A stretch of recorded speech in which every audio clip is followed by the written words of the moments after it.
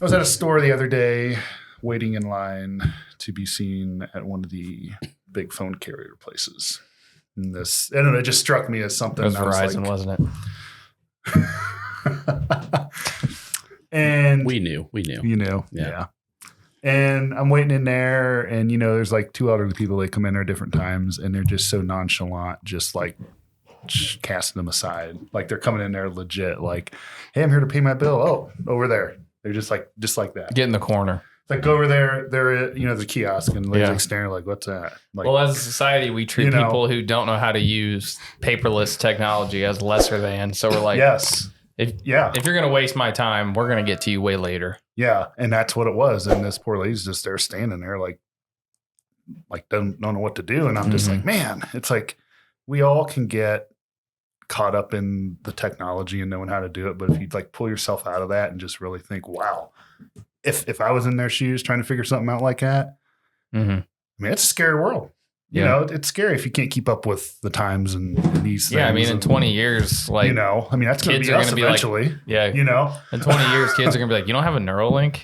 Yeah. Like, dude, just think that thought over to me. You're going to email it to me? Freaking millennial. I mean, even now that's starting to creep in some, with us and our age. I mean, but, you look, another 30, 40 years down the road, it's like, man, that's going to be us. Yeah. I don't know. That was just my thought. No, I mean, it's true. And then, obviously, we've all taken care of all sorts of different types of people and age groups and brackets. And it's like, this is my chance to say all the nice things I could possibly say about boomers, because 2 episodes ago, I went on a rant about boomers. You're so lucky you didn't have me on that episode. I know. They're, I don't know, just the most entitled generation of people. That's all. But, how weird are we allowed to get with this subject matter? Go for it. I don't know. Okay. So like talking about people generally becoming jaded or more evil or more just crummy in general. Yeah. Where do you fall on the spectrum of believing that humans are just generally becoming bigger dirtbags and they just care less and less about each other and society and the world and everything else around them, versus the outside interactions of potential otherworldly or spiritual entities interacting with said humans to increase their levels of malice or ill intent or poor behavior? Where do you fall on that autism spectrum? I think everybody has to look in themselves first and truly see what kind of human am I. And then that'll determine what your beliefs are if you want to go, I personally spiritually or, wherever, and then not everybody's going to be there. Yeah. Dude, I'm Catholic. I love a good exorcism. I'm right there with you. Yeah. But also, like, what are you talking about? Like, I can't, like evil entities or what? Sure. I mean, I'm not going to sit here and pretend like I'm smart enough, right, or experienced enough, or special enough to define it or articulate it correctly. Right. Same. And honestly, even talking about it, I'm probably doing it a disservice or not a proper respect. But I absolutely do believe that there are outside forces, energies, or things in existence that do impact the behavior. That promotes people to act a certain way, or evil. I think evil is a real thing. Yeah. I think humans do choose to do things that interact with it and increase how evil they can be. Mm-hmm. I do believe humans can also instinctively just be buttheads. Yes. Without doing this, I believe it's a separate thing as well. It's always going to be a struggle. I think the people that don't believe in it haven't seen pure evil before. Yeah, they've just seen bad people. They just think it's bad. And it's like, everybody's good, but it's like not. And they think it's storybook, like bad evil. Okay, I get it, but it's like if you've seen true evil before, there's no other way to explain it. Or when you've seen it on a large scale, as in you live in an area that you serve.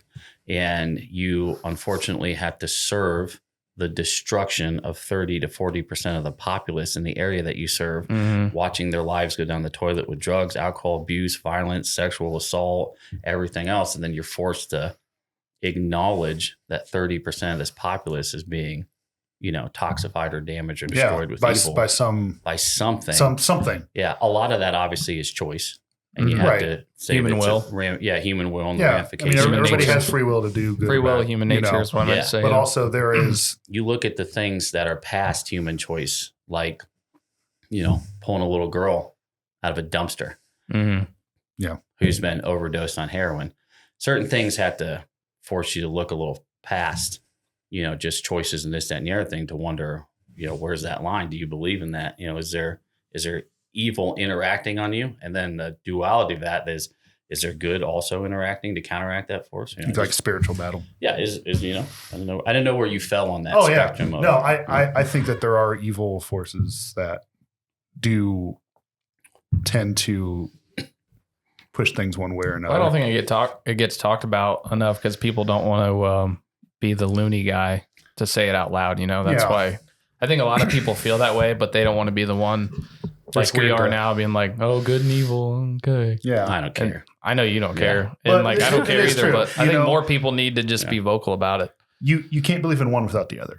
Like there is good. A lot of people actually do believe in one without the other on either end of the spectrum. It's actually surprising the amount of people who do. Yeah. You can't have, good and evil and there only be one. Yeah. If you have the one, you're going to have the duality. Other Has to exactly. Be there, yeah. Because that's the whole, the battle of good and evil. There's one with the other. A lot of people want to take away the ramification of human choice or the ramification of human free will by trying to define either good or evil doesn't exist. And it's, whether it's good or evil, it was just human. So you end up not being responsible at the end of the day. Yes. Because we're all just, right. We're just big bags of skin and lumps of cells and nothing really matters. Yeah, exactly. Argument. Yeah. But then that goes back to having free will. It's like, are you going to choose to act on the thoughts that's in your head? Or are you going to choose to fight those off and try to, abstain, turn to the good or to the light? Well, it's a lot. It's at the end of this road on either side, left or right. And I don't mean like political left or right. I just mean the end of the road is. You mean actual directions? Yeah, actual. Yes. Yeah, east, west, east and west, north and south. Is a lack of traditional morality and a worship of self above all else. These two things have culminated into the idolatrous destruction of the moral values of all societies, not just American societies. Well, that's what we're trying.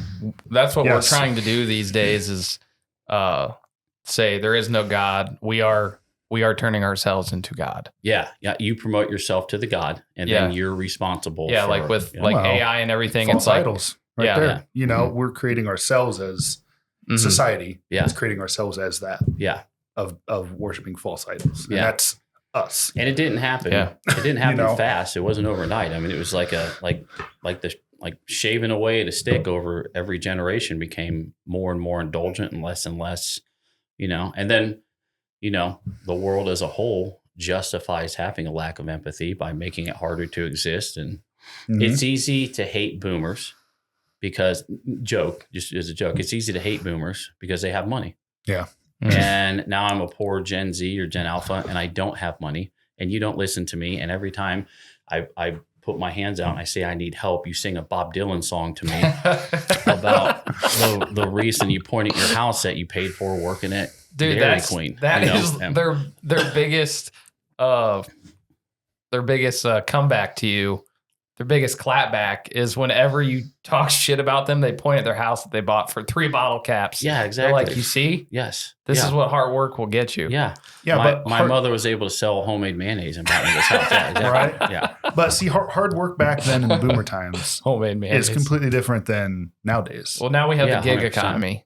Yeah. Now you have to have 3 different DoorDash accounts to be able to make it you know what I mean? Well, and boomers just can't understand inflation because they have so much expanded assets. They don't get it. Not to start harping on boomers, but it's easy as a Gen Z or Gen Alpha, or even as a junior millennial. I'm an elder millennial, or even as a junior millennial to say, I hate you because you had an easier trail than I did. And then it's easy on the subjugate side of that as a boomer to look at a young person and go, you're just lazy and stupid and ineffective, and you don't get up at 5 a.m. and drink water and walk around the block and pray to the same Jesus as me, so you're not a millionaire. Okay, and and there's a little bit of truth to it. Yeah, well, it's just like saying not all boomers are bad. It's just a generality. Yeah.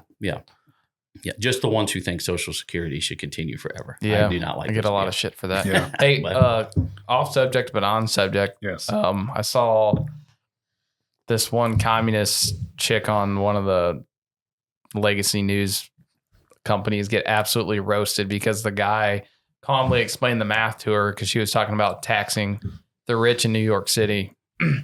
And he was like, if you took everybody's money, the 1%, if you took all their money in all of the United States, it would only fund Social Security for 3 years. And she was like, I don't believe that. And he was like, I don't want to argue with you. That's just the math. And she's like, tax the rich, like falls over. Yeah. Well, it's because politics is a religion. We replaced blind faith in God and morality with a political superstructure. And that's where you place humans have to believe in something. Anybody who says they're an atheist is full of shit. They just believe in that. They just believe in being an asshole. Yeah. They're contrarians who want to argue. I've never met an atheist who didn't firmly believe in the existence of at least them being a cunt. And that's, that's really what it comes down to. They're just contrarians. I've never understood most atheists because on one end, it's like you believe in this silly higher power. And then 5 minutes later, they'll be like, the universe told me to do it. Like, oh, okay. It's the universe. So what is that? Just the excuse for them to act however they want, essentially?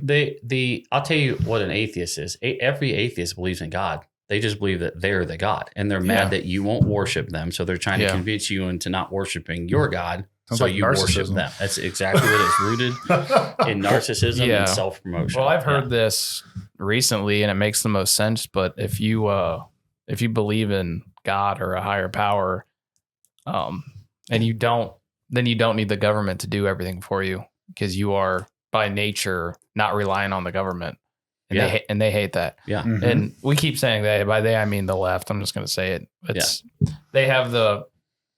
They think they have the monopoly on morality for the whole country. So the left specific to America left, but yes, the American left. The American left. Yeah, absolutely. The state is the church. Okay. And the politicians are the prophets and the social programs are the dogma. Yeah. And that's really what it comes down to. And they believe in their gods infinitely more ardently than the people who have been losing the fight against them for 3 entire generations, which is why eventually socialism and then communism will probably win. Right. Well, New York's about to elect a Mondani Democrat socialist mayor. Yeah. Which is insane, but they're gonna get what they vote for. I mean, they're gonna get what they ask for. Yeah, you'll pay for it though. Eventually. You living in Ohio will pay for it. A lot of people speculate. Always going to pay for it. A lot of people speculate that if he gets the wins the mayoral race, then he's going to be the new leader of the Democrat Party, which it looks like he's going to win the mayoral race. So fun times. And at minimum, you will be taxed for it, just like you are for the damage of any other natural disaster that occurs across America. Yeah. We'll see. Yeah. What do you think is, in the tone or in the inflection of the loss of decency or the degradation of morality?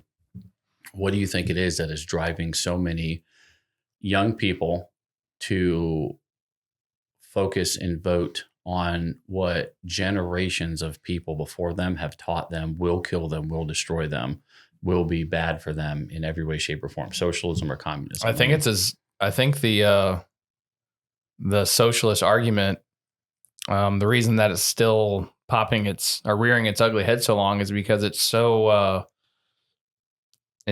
enticing for people that don't have shit to be like, well, who cares if my boomer Fox News watching dad said socialism is bad? They said I'm going to get free shit, and I don't have 2 nickels to rub together. Well, and our public education system has either inadequately or entirely failed to educate anybody. Yeah, dude, all I had to do was read Animal Farm, and I was like, that's bad. Nobody under the age of 35 knows who wasn't educated at home. Yeah. Nobody under the age of 35 knows why communism or socialism is bad. To them, they're just like, because they're always showed the good things. They're always showed like, oh, everybody can have this, or you're going to get this for free, and this, but they don't understand. Do they leave out that the Nazis were democratic socialists, or do they, or Pol Pot, or Mao, or I mean and that's the other thing is some of the things that have happened under communist dictatorships are so obscenely huge that a lot of these humans just can't grasp the capacity of what was actually done. They hear 17.8 million in 7 days, and that just doesn't, and their brain just goes click. Okay, but free housing. And, they don't know what that number even looks like. Yeah, exactly. And mountains of dead humans. Yeah, mountains. Yeah, the last time we talked about this, I got so much backlash on YouTube by people with furry animated profiles that are just like, you don't even understand history. It's like, you can just literally Google, because like there's people arguing in the comment section when I was trying my roast communists one, and they're like, the right has committed so much more violence than the left. It's ridiculous. And it's like, dude, why do I shouldn't even have to argue with you. It's so disproportionately on the left. It's not even funny. YouTube really needs to have a button that says mute if you have a butt plug in, and just mute. Yeah. That should be a filtered result. Yeah. Well, a lot of people nowadays, they don't, anything that's negative or doesn't go along the lines of what they believe, they don't want to hear anything about it. Right. Only because it's like, okay, anybody can believe whatever they want nowadays. Mm-hmm. Yeah. But, if like, hey, this is documented facts of what happened during whatever time period, whatever, if it doesn't go along lines of what they believe in, I don't even want to hear it. Yeah. I think the worst part is I can't deal with that. When people hear me talking about, it's like, you can't change history. It's just the way it is. When people hear me talking about mass graves on here, they think that I'm rooting for the right. Like, your team's worse than mine. I'm not. I'm just talking like communism sucks. And then it turns into, they think I'm talking about today's Democratic Party, which, it's getting closer to that, but that's not what I'm talking about. Part of the government for 4 whole generations making life so comfortable and easy for people was that nobody struggled, nobody suffered, nobody realistically lost compared to other places in the world. Mm-hmm. And as a result of that, nobody developed any critical thinking capacity. It's always been comfortable to just accept what you're told and don't buck the system. You don't want to lose one of your many social benefits or welfare benefits or something. So don't buck the system. So if today to get my food, and I'm not bucking helping people who need help. I'm just saying, if today the prophet says that I'm supposed to believe that this bad person is good, well, I need to make sure that my Ohio card is filled on Thursday. So that's what I'm going to propagate. And it really is no more complex than that. Yeah. Survival. Yeah. It's survival. It's survival. And like you said, it's survival in a way in which people cannot critically think for themselves to come up with X amount of money to survive or do something and, get up and do something. Yeah. Everybody is so, I guess, I don't know if complacent's the right word or just. That'd be a good word. There is a huge swath of people, especially in America now, a country that prides itself on its self-sufficiency, which is really unbelievably self-sufficient. Yes. There's a huge swath of people in our country who, at least, even though they'd never say it to somebody else's face, they look in the mirror in the morning and they say, I cannot survive on my own. I can't make enough money. I can't pay my rent. I can't work. I can't do my own business. I'm not smart enough. They get a tattoo and go on vacation. Exactly. And they know that the government is their only lifeline. So they know that that's I grew up in a church where I watched people who in no way, and this is not me knocking on church. I'm a church guy. I grew up in a church where I watched people walking on Sunday morning with their hand out and they'd get some bucks from some people at church and they were Jesus is Lord and yada, yada, yada, yada. And then, Monday night they were at the bar, hitting lines in the bathroom and pounding shots on the bar. But when they showed up at church, they hit their party lines. They said the stuff they're supposed to do, this, that, and the other thing. Right. And they got the help. They got the help they needed. They got the money. Their rent got paid. Here's a gas voucher, so on and so forth. And it's no different. It's the same. No. It's the same mentality. It's just what system are you wanting to? Yeah, that's the system they work with. Are you wanting to do to go the political route with the government, or are you wanting to do the spiritual route with church and religion route. And the biggest dangerous part about that is most, if not a good bit of those people who are that directed towards serving their deity, and in this instance, their deity is the government, would harm you, if not kill you, if told to do so by the entity that they worship. They are no different than any other religious fanatic in existence. So today they're in line with you being lazy and not helping an old person pay her cell phone bill at the kiosk. But tomorrow, if they get told that mustache men are the far right and it's okay to punch far right mustache Nazis, you might be getting ran down in a parking lot of the cell phone store by one of them because they religiously believe that that's an appropriate thing to do and that society accepts it. And we have seen so much of that propagate in the past 10 years, and we've already become desensitized to it in the fact that it will happen. And then 7 days later, we'll be moved on to the next thing. Well, because it's always something, I mean, you can look back in just take, I don't even know. There's just so much of it last week. It's just, there's always something. That's last month, man. Mm-hmm. Last month. And it's just, it's like, and you're right. We are getting desensitized to it. Mm-hmm. We're desensitized to it because we have no system to reintegrate or recharge the anodes in our battery. People always like to say that human beings were not designed to endure this amount of brutality. Yes, they were. Humans were infinitely more brutal in the past than they are now. In barbarian times. Yeah, absolutely. And the Colosseums. We were able to go through the Renaissance and develop art and math and increase. We did that because even though there were many errors along the way, and anybody says there wasn't is a liar, we were able to center morality, around our governments, morality around our education systems, morality around our religious belief structures. And even though we still internally warred within all of those individual capacities, the general fulcrum of the development of society, even though there were outliers, was morality. And when we did, and the service to humanity for a higher calling, the higher calling was the afterlife. And as soon as we convinced people that none of that's real and that you are the God, there's no reason for me to help you. You have a flat tire in the Sam's Club parking lot, there's no benefit for me. Why? You're just going to make me late for Outback Steakhouse. No, nobody wants to be inconvenienced out of the sake of helping somebody else because we've been programmed to think that way with society. Mm-hmm. That's just it. It's like we've been reprogrammed to just be like, well, hey, sorry, but hey, gotta go. If there's no benefit to being good and there's no reward later, and there's no dogma or anything that says if I have $5 until I get paid on Friday, I can give that to you and be hungry for 48 hours. And I can put that gas in your car so you can get home to get to your wife and kids. I can do that, or I could not help you. If there's no real moral benefit to me doing that, why should I sacrifice anything for you? Because there's the lack of morals. Because that's not that's not being instilled. Yeah. And if I grow up thinking that your generation hates me because I'm stupid and lazy and unmotivated and I play too much Fortnite, well, F you. I'm not going to help you. Go struggle in front of the stupid computer box, you dumb boomer. I'm going to sit over here and, whatever. Yeah. And there's so much built up animosity, and it comes from all forms of media.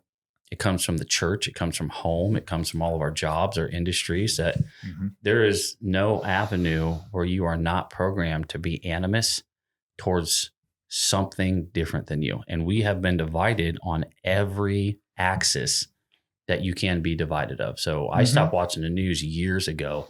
I grew up in a Fox News house, and it's no different than any other left, right, upside down news house. Turn on the news for 2 hours, and this is who I'm supposed to hate today, and this is why. Is good. Yeah, exactly. It doesn't matter. It doesn't matter what you watch. It's like whatever you choose to watch. It's like, oh, hate this group of people. Yes. Or hate that group of people. They're both 90% sponsored by Big Pharma, no matter which side you watch. So yeah, and other people. I don't know where the lines are. Anyway, USS Liberty. So, So anyway. Okay, so reeling that back in. And here's the thing: as soon as we figure out how to get along with each other again, which we've had this up and down so many times, that the point is to divide us on any class. race, gender, I was just socioeconomic when you were done status. talking, I was going to say you know. it's just another class war, like the Bolsheviks. That's exactly what it is. Like this is we are so. Dude, I'm over here roasting boomers, and I shouldn't be. Those are my parents. See, they got me. They got me. Yeah. So yeah. Well, and that's exactly what it is. And there's no amount of working on yourself that helps you. Like I'll be the first person to stand in line to say that I am the most flawed human being on earth, and I have relentless amount of self-cultivation and increase that I need to devote my time and energy to. And I am just an absolute mess of a human. And I'll be the first person in line to say that. But as soon as I figure out how to be okay with you because you're Sicilian, then the news tells me to hate you because you wear gray hoodies. And then your gray hoodie's like $12 more than mine. And I'm like, how did you afford that? Yeah. You know, and it's just, it's just you can't go to McDonald's. It's like you can't, not that it's a win-lose thing, but you can never, I guess, gain the upper hand of like, hey, you know what? We're getting to a spot to where things have plateaued. Yeah. I guess, to where everybody can just somewhat be tolerant. Of each other. I guess it's not so much about it's just a tolerance. But then you're surrounded by so many programmed people that it reels you back in. Yeah. Mm-hmm. Yeah. Because it's like, hey, you know what? Okay, but, we'll tolerate you. Everybody has to be tolerant. When one side decides they're going to be tolerant, you get DEI programs in the workplace. And then all of a sudden people are getting fired because they didn't say sorry hard enough to whatever. I think tolerance is the exact opposite of what should be happening. Yeah. I've known you your entire life, and I've known you for a good bit. Yeah. And I'm definitely not the most moral person, and I'm definitely not going to sit here and pretend like I am, but I know you would, and I have a fairly strong feeling. I don't know you well enough to say that I know that, but I have a fairly strong feeling that you would, if I was insert any location in the middle of the night and the three of us were walking through a parking lot and we saw a young lady in distress, if I did not stop to render aid, I'm fairly certain that both of you would be like, hey, you piece of shit. What are you doing? Why are you not helping her? Get over here and give this girl a hand. And if I was like, no, I don't care. She's not my problem. I know you guys would call me out. That's the opposite of acceptance and tolerance. That really is the issue right now. I'll be honest with you. I try to stay off of social media, but the wives and all my pals, except for TikTok. TikTok keeps sucking me in because I get into Chinese like these. Communist Party got you by the balls. Well, I get into these, not to sidetrack too much, but I get into these like how to properly lavender infuse yourself. It's so gay. I know, I have to admit it, but anyway, or like, or how to like I was doing artisanal breads a couple months ago, and I was really trying to figure out how to do this carrot bread. I was sucked into TikTok. Anyway, this keeps you from burning down civilizations. You do whatever you want. Yeah, exactly. So I get it. Yeah, but I'm actually, and I want to give it kudos here, but I'm actually noticing the youngest generation seeming to ever so gingerly turn the tanker around and come back. It's not the appropriate term to say towards conservatism or any political spectrum or anything like that, but they seem to be coming back to what is natural morality. They skew more. Yeah. Yeah. What I like think lowercase c conservative. That's a good way to put that. The news likes to say younger people are more conservative, but no, they're not. Conservatives they're actually are also more idiots. Radical. Yeah. Obviously right and left than any of the previous generations. But you're not going to watch Bill O'Reilly. They're going to Well, you're seeing young men skew back towards I should be a father. You know, 4 generations of feminism and socialism and identitarianism destroying the nuclear family. You have all these young men growing up in no mentorship or leadership, and in a lot of cases, young women too. I don't want to leave them out.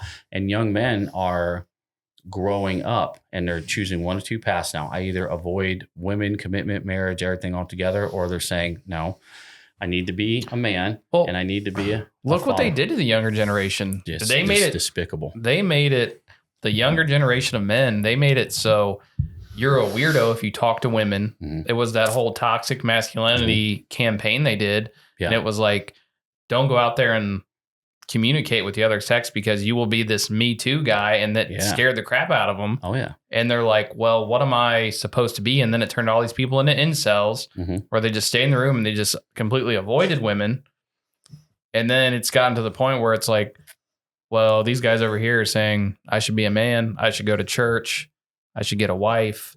Yeah. All these things are good. And it's like, I'm going to go over there. Yeah. You know what I mean? Well, and it's, if we would get the second largest, most destructive industry in America out of the way, which is the family court system, I think you would see, which is nothing but a system designed to enrich the destruction of the American family. It doesn't. I don't care what people say. I don't care if you work there. Screw you. I hate you. Shut up. The American family court system is the third level of hell, and to just empower parents to get divorced whenever they want, irregardless of the benefaction of the children or the family or the whole or the life that was promised to be provided and all your roles and responsibilities.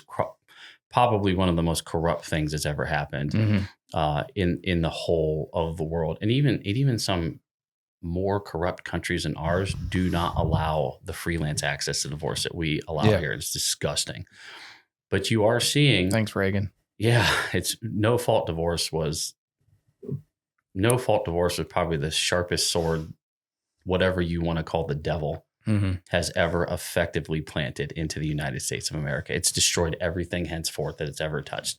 But you are seeing the younger generation at least attempt to turn things around. Young men are saying, I need to take a woman and a wife, and I need to have children, and I need to protect her and provide for her. Yes, they are attempting to do all that without a roadmap and without older male guidance or leadership, as many of them come up in fatherless and grandfatherless homes, or no uncles or anything else. And you're seeing young ladies pivot hard right again, and again, not political right, just hard right direction, towards, I recognize that I need a man. There's an other half of me, and I need to be connected to that to be successful and to rear children and to be protected and provided for and do those things. And that's encouraging. Yeah. If nothing else, that's an encouraging thing that happens, because it is really easy to look at the forest through the trees and say we are 100% doomscaped. There's no solution to this. But you do see little things like that popping out of the woodwork. You're like, okay, maybe I won't live to see it, but it may be fixing itself. So as a wiser, older person, maybe I should plant some trees right now for them.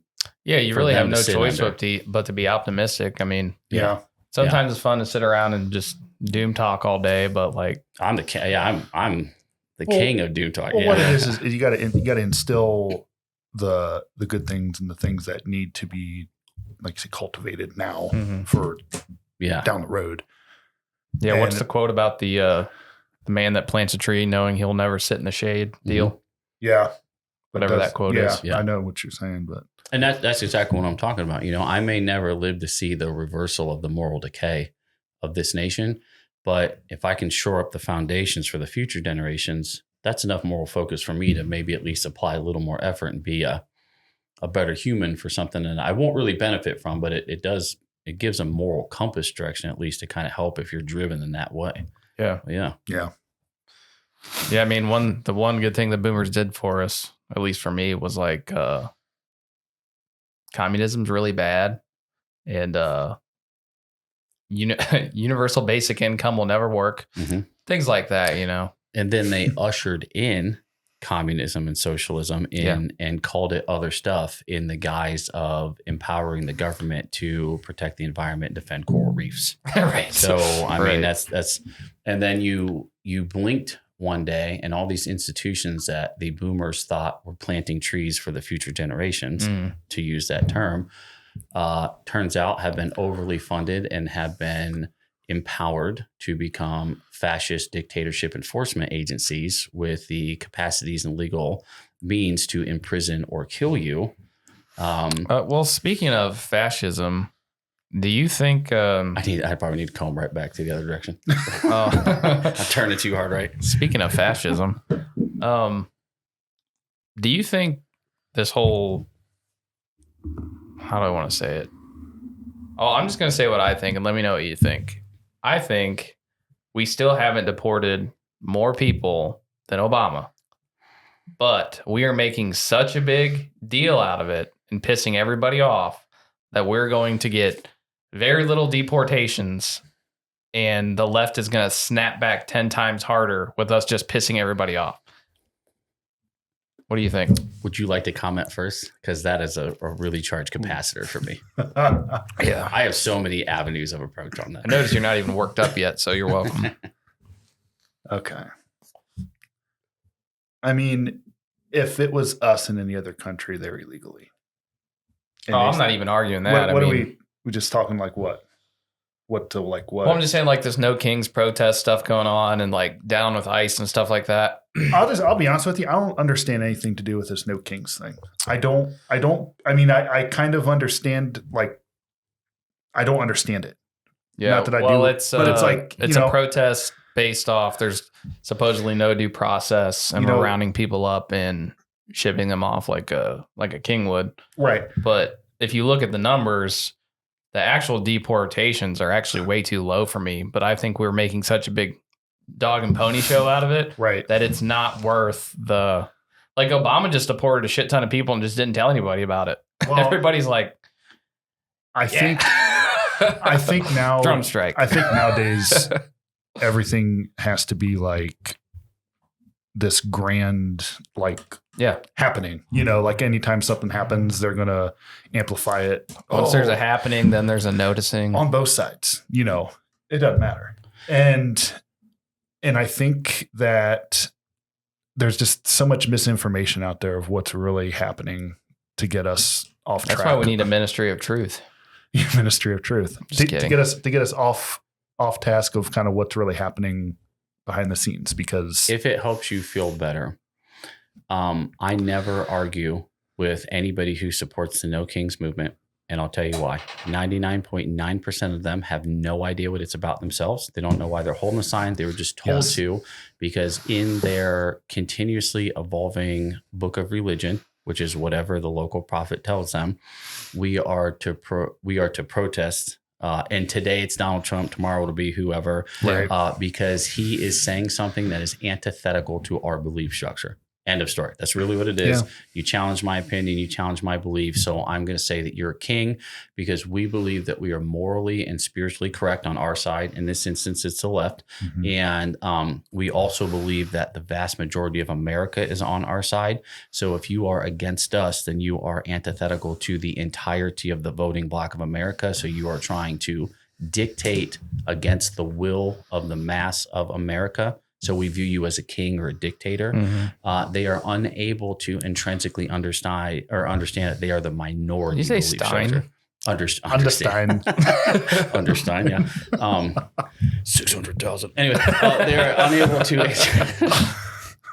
Stop it. Yeah, I couldn't do that. Sorry. 6 million. They are different thing, but they are unable to intrinsically understand that they are the minority in their belief structure, and that the vast majority of America does not believe that believe like they do. And so they believe that the whole of America is what they consider moral, and that a dictator king is challenging the will of the people. So the No Kings protest is fundamentally focused around a belief structure that we as a whole are 90% of America, and you're going against the will of 90% of America. They don't realize that they're 8% of America. I mean, dude, more than half the country voted for mass deportations. Like, the No Kings protest is wild to me, because I saw around Mansfield and Ashland yesterday, there was No King signs and Trump flags and American flags. Yeah. Well, wasn't there a protest for the No Kings thing well? I think so. Yeah. Something like that. I don't. But they're like standing together, and then people are like, "Dump Trump," and then there's people with Trump flags. I'm like, I think you guys got this.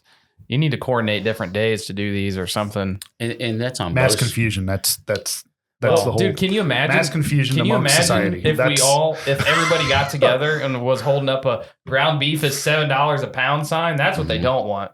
Well, that's what they really don't want. What it is, because we're getting to the point, and I'm going to go on about this because Send it, bud. I love me my hamburgers, but I'm telling you, the cost of hamburgers is too damn high. Is ridiculous, and and it comes down to the farmers. Like it's their fault? No, it's not their fault. Okay. It's just the fault that all these big companies are shipping in their stuff from overseas. Yeah, I mean, and Chinese aren't buying any of our beans right now. And, and we're not using what we have here to supply us with what we need. Mm-hmm. We're so focused on you know, the CEOs of companies, you know, saving a buck or making a buck in their you know, in their pocket. It's like, you know, we're gonna. And 99% of Americans, instead of going and getting the meat themselves and butchering it in their kitchen like you would or I would, and processing it and freezing it and vacuum sealing it and doing everything else, instead will go, I cannot afford this. So you must vote to increase my food stamp benefits. Yeah. And then the government will go, well, not if you support Donald Trump. If you vote for me and they'll go, okay, who do you want me to shoot? Who do you want me to hit with my car? Who do you want me to hold a sign up against? And that's just one more avenue of approach that works. Like you said earlier, critical thinking and problem solving is highly lacking nowadays. And, you know, I have a hope that it will turn, like we're talking about, like, you know, it'll start to kind of evolve a little bit to where. Well, critical thinking starts and stops on an empty belly, or when your wife or your child is in danger, or your housing. Yes, or your shoes when are you wet. have to make a decision, when somebody isn't making a decision for you. Yeah. People will always take the path of least resistance, and the path of least resistance will always be the God that's offering us a solution. And as long as we fund the God that offers them a solution, then we are funding the war against us. That's how I see that. The majority of people don't even know it. They don't even realize and that's the scary part. Yeah. Is the majority of people don't even know that that's happening. On the immigration front, the biggest issue is not the volume of people that we're not immigrating, or that we're not kicking out of the country or rounding up, or that we're not properly funding ICE or every other state and federal law enforcement agency. See, we have the ability to authorize every law enforcement agency to operate as immigration enforcement within different jurisdictional capacities and fund them. That's not the issue that anybody should be talking about anyway. The volume is not the issue. The issue is that circuit court judges, local judges, district judges, state judges, and Supreme Court judges are exercising extrajudicial authority and enacting upon the executive functions of the executive branch to hinder the command. There was a Supreme Court decision that said Trump can activate the National Guard, but they cannot order them to do anything. Or they can federalize the National Guard, but they can't give them orders. Yeah, 100% not true. What's the point? What's the, you know, like, what's the point? What's the point of even? Here's the thing, though. That's a profit, though. That judge is a prophet. Yeah. And that judge will say that to a bailiff or to a news reporter, and it will go out to 1 billion people. And those 1 billion people will magic marker signs that say, you'll see those signs at the next No Kings protest. You can't stand up against the judge, or judge says no, or you can't tell, you know, whatever. 0.0001% of that 1 billion people will get in a car and run you over, or shoot you in the face, or attack your kid at school or a soccer game or something like that. Most of them will just protest or like spit in your food at a McDonald's or whatever, something like that. But that's what that is. That judge is a prophet, and that's how that needs to be seen and treated. My whole thing with, I think we're making a huge deal out of, dude, the reels on Facebook of ICE and Department of Homeland Security are hilarious. Yeah. But the numbers just don't back it up. So we're making this, we're going to have this huge reaction. And I don't think we're getting enough out to even warrant that reaction. Like, if you're going to do it, at least do it. You know what I mean? It's all a distraction game, because if you see that much anger, you see that much energy, whether it's positive or negative, built up, that energy is charging the behaviors and the voting patterns of everybody else on whatever compassionate side they've chosen. And that's really what it is. All of this energy is to focus as many people on our side or their side or whatever, to the voting booth or to the action line or to the throwing of the bricks through a window or to the whatever, to the funding of Israel or whatever you want to. That's what it's all for. All of it is to drive the actions and behaviors of people, because people rarely anymore are able to see through the fluid of their emotions to the end result of their choices and actions. And that's what all this being bombarded 24 hours a day on all the news channels, aren't news, but news channels, social media, effectively everything. News. Yeah. Yeah. That's what it's a constant stimulus. Yeah. Like we are being stimulated essentially 24/7. It's the new Manchurian process. That's what it is. You wake up, majority of people, what do? Oh, look at your phone. You know, before you go to bed at night, what do? Look at your phone. Throughout the day, you're bored. Look at your phone. You're constantly getting all this input. Oh, look, more missiles to Israel. Yeah. Yeah. And you don't even know, and you don't even know what to do with half this information that you're seeing or hearing or whatever. Yeah. Unless, you know, you hear somebody that you think is credible telling you, oh, do this, don't do that. And it's like, okay, you know, because you don't, the average person, no disrespect to anybody, they don't necessarily know. I mean, I'm an average person. What's going on? You know, they don't keep up enough to know the true in and outs of what is really happening in their the belief news. structure starts and stops at their kitchen table. Yeah. Yeah. It's like, oh, that's bad. Well, let's go out and, you know, do whatever. Or, you know, that's no longer an issue to worry about, but it's deeper. Yeah. This is just surface level stuff. It's a rot. It's a rot. Yeah. Yeah. It's, I don't know what the solution is, but I can tell you that if 80% of humans can't see, they're not going to be able to read the map towards the solution. And I mean, that's the. But at this point with stuff, do people even want a solution, or they just want the easiest way? Whatever's going to help them out. Yeah, the best. They want the path of least resistance. It doesn't require any effort or energy from them, and they don't want to lose what they have. Yes, you know, which is, you know, who would, right? Who would? Exactly. Are you saying they want to conserve what they have? No, yeah, I wish, yeah. Even though I hate the conservative party as much as I hate the liberal party, but yeah, absolutely. I think that we humans can be saved as a species in capacitance of hate and anger and all this and this vitriol, but not until we reestablish an education system, a religious system, a social structure system that revolves around morality and the service of man and the cultivation and protection of our environment and everything else around us. And in the 60s, when the socialist movement really started to take hold in this country, we started destroying and breaking down all of those belief structures. And until, and this is the worst part about this, until we reinstill those, and I mean at the end of sometimes a gun barrel or a sword, it may not be fixable. Yeah. Well, it's going to require sacrifice from people that. It'll require more than sacrifice. Well, no, and I'm not saying like, but it's like, you know, hey, you know what? Not like that. Just kidding. You know, you have to give up certain things for your own comfort to help everything kind of reset itself. But we're so far along society wise of like being until we addicted to the things of life. Oh yeah. You know, the we news. Can't do without. Exactly. We think we can't do without. Yeah. When we truly can, but nobody wants to go down that road. And men, I 100% blame this on men. Men are, I know this is going to make women mad. I don't mean this way, whatever, but men. Danielle was right. No, I'm going to compliment girls. Okay. We absolutely blame too much on women. Women are the thermostat of society, and men are the mechanism that adjusts it. Just like I gave that analogy earlier about if you two witness me not rendering aid to somebody in a parking lot, you would chastise me for that. You can't do that anymore, but you should be able to.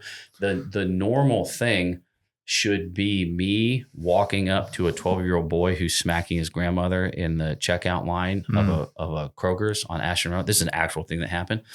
I did not do this. And so I'm going to take a moment to admit my own cowardice.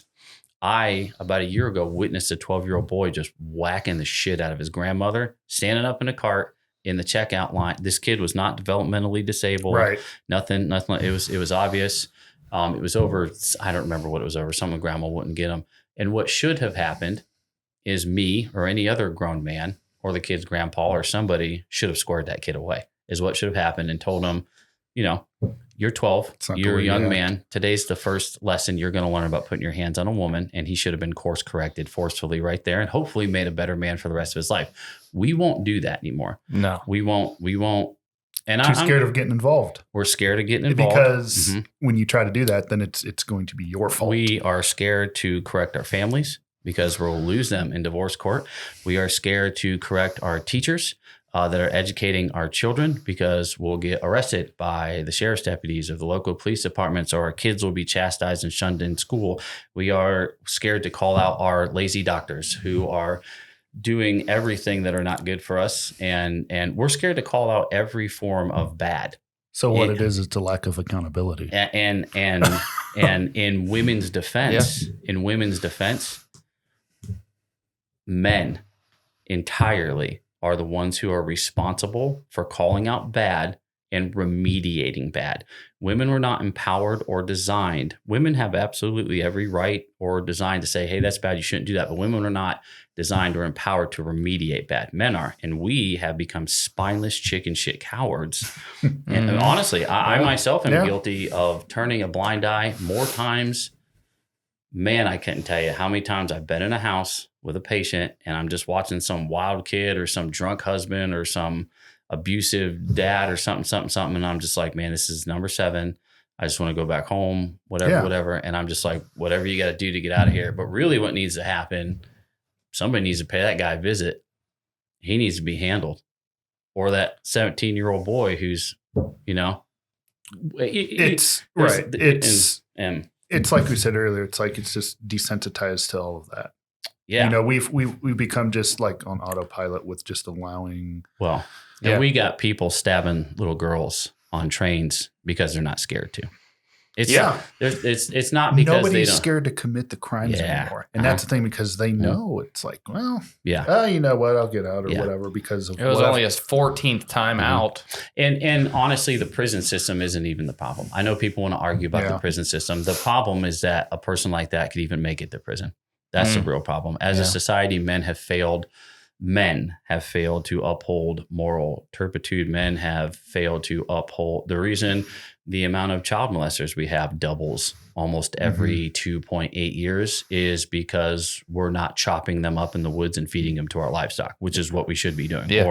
Or funding school lunches by making them fight to the death on pay-per-view. I mean, that's my favorite view you have. Yeah, absolutely. And so because the worst thing that can happen to you for destroying a child is that you might go to jail and get fed for 20 years and then get taken released. care of. Absolutely. You get the food that you need. You're guaranteed to have food, to have water, to have. Women didn't do that. Men did that. I mean, don't get me wrong. There's women judges and there's women Supreme Court people, but men empowered that to happen. And every single person that guy who stabbed that little girl on the train, every single person that guy assaulted or hurt or killed or beat or raped is because a man or men didn't come behind him and remove him from the gene pool. Yeah. I failed. You failed. I failed. We all failed. Everyone. So until we regain that instinct to get past our fear of societal challenge or judgment for doing what is instinctively morally correct, which is separating the worst of us from the herd and isolating for the betterment of our genetic structure as a whole going forward, until we regain and prioritize that instinct and stop protecting the lessers from reintroducing into our genetic structure their terrible aspects, until I'm trying to say this as nice and PC as possible. I got to follow up for this. Until we start culling the herd, it's never going to get better. We will never reestablish morality. We'll never do anything because there's no punitive punishment other than free lunch and a bed to sleep on for the worst things that you could do in our society. So who is they? And how do we separate them? Which they? I used the king's they about 12 times there. Which one are you talking about? You said separate them. Or you just mean violent criminals? And I don't just mean violent criminals. I mean not just violent criminals, but I mean people who are socially accepting of terrible things. I mean, there's conspirators. There's 100 times as many people who would defend a child molester or a child rapist than there are that would rape. They're freaking all of those people. What are they? They're MAPs. They're minor attracted person. Minor attracted person. Yeah. The fact that we even have to utter those words. What is? I've not heard that. Under the LGBTQ plus AI umbrella, and I said that correctly. Umbrella. There are people called MAPs. A rainbow. Yes. Mm-hmm. There are people called MAPs, or minorly attracted persons. Sorry, minor attracted persons. Mm-hmm. and that's What that's the- a queer identity. Yeah. Well, I think I could be getting that wrong, but I've heard that, so maybe I'm wrong. Yeah. But that's not right. You know, the whole problem with that is it throws a poison into a water supply that most people, I'm doing it wrong. There's a few little odd end things in LGBTQIA plus community that don't sit right with me, but most of it I couldn't care less because of my libertarian leanings, where I don't care if you like a guy, I don't care if you like a woman, I don't care if you whatever, you're not bothering me. I'll still loan you my lawnmower, come help me change my oil. I couldn't care less, whatever. Right. Mm-hmm. Until you start destroying innocent I think creatures. that's most people's view. I Yeah, don't think that's very Yeah. extreme. Yeah. I think it's just more so of like, hey, you know what? If you do your thing, as long as you're not, like Yeah. I said, you know, It makes as much sense for me to judge you as it does for you to judge me. yeah, About it's where like, you know what? where you I put your don't, thing. you know, you don't like me Yeah. because I think this way. You know, I don't, you know, disagree or agree with whatever you do here. Okay, hey, Yeah. whatever. Hey, we can still sit down and have Wait a till the conversation. Supreme Court rules on a Bergefeld, which there's rumor that they're going to, which is the gay marriage. There's a rumor that they're going to do exactly what they did last time. Right before a big midterm, they ruled on abortion. Mhm.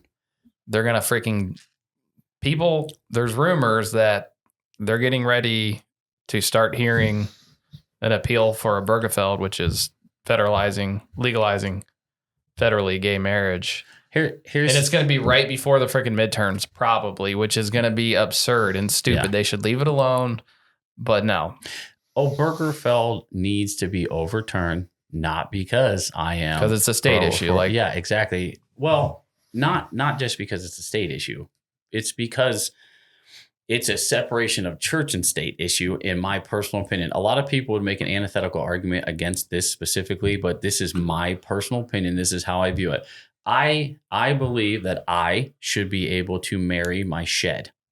Okay. And if I want to put my shed on my medical insurance and get it covered, if the insurance company is okay with that and gives me a premium that I can afford, there's nobody on earth that should have a reason to stop me from doing that. I completely support the state or the federal government. Within reason, because somebody could be trying to marry an AK-47 or something. There's weird stuff that could happen. Within reason, I support the state and federal government allowing people to marry whoever they want and creating a sanctioned form of legal marriage or union. However, marriage within the religious context is defined within the context of your specific subsect belief structure, whether it's Islam, the Tao and the Ching, Buddhism, Hinduism, Christian, whatever. I don't believe that the state or federal government should have any interaction with forcing you to define the subcontext of your marriage or who you can marry or how you can marry. So the state should not be able to say, Dustin, you run a insert whatever church of whatever belief structure, and I don't want to butcher someone's belief structure. Dustin, you run a church that doesn't believe that two men should get married. Personally, as the minister of that church, Dustin believes that those two men should be able to enter into a civil union that gives them all rights, roles, responsibilities, coverages, or anybody else who is married. And that's unethical for them not to have it. But if the book that I teach out of and the worship that I believe says that two men cannot be married, I do not believe that the state or federal government should be able to subjugate that religion to the state's belief structure. Yeah. Why that can't be defined that way is beyond me. There are 1,000 other laws that we separate that way. And it's absolutely ridiculous. And I think that they keep it that way to constantly keep believers, religious believers, and political believers, the two main religions in this country, they keep that way to keep those two at animus with each other, because those are the two largest factions. Believers make up 98% of America. It's just what they believe in. How do you keep the two largest factions at war with each other? That's how substructures like that. If you separate it and say, hey, all of you can either have a civil union or a religious marriage of whatever religion you believe in, well, there's no reason for you to fight and hate each other anymore. Right. And we can't have that because then what are people going to fight about? Exactly. There always has to be. We can't have that. And that's why I don't think it's going to go the route that a lot of people think it will go. You hear on one side, this needs to happen because Obergefell will be overturned and re-enshrined even stronger, and they'll never be able to touch it. And then the other side is like, oh, it'll be overturned and gays won't be able to be. No, it won't. It's going to always be until we overthrow that function of our government. It's always going to be structured in a way that creates the most animus between the two largest sects of believers. And that's what it's political religious and theist religious. They have to be at war with each other. So our massive laws, whether it's abortion laws, whether it's these laws, they'll always be structured in that way. You know, it's kind of like that Megadeth song. I know you're a huge Megadeth fan. There's a song called Peace Sells, but who's buying? Yeah. You know, everybody wants peace, but it doesn't sell. Yeah. You know, and I hate it. And that's the sad reality. Yeah. And if you don't want my version of peace and my road to peace, I will kill you. Yeah. Exactly. Absolutely. You know, everybody wants it, but nobody wants, but it's not edgy enough, I guess.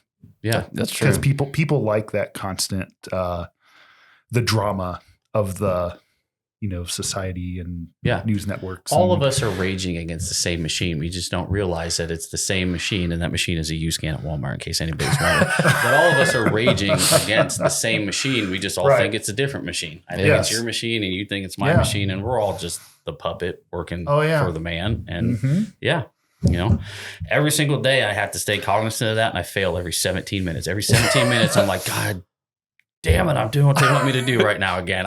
You know, because it's eeasier to conform than to keep.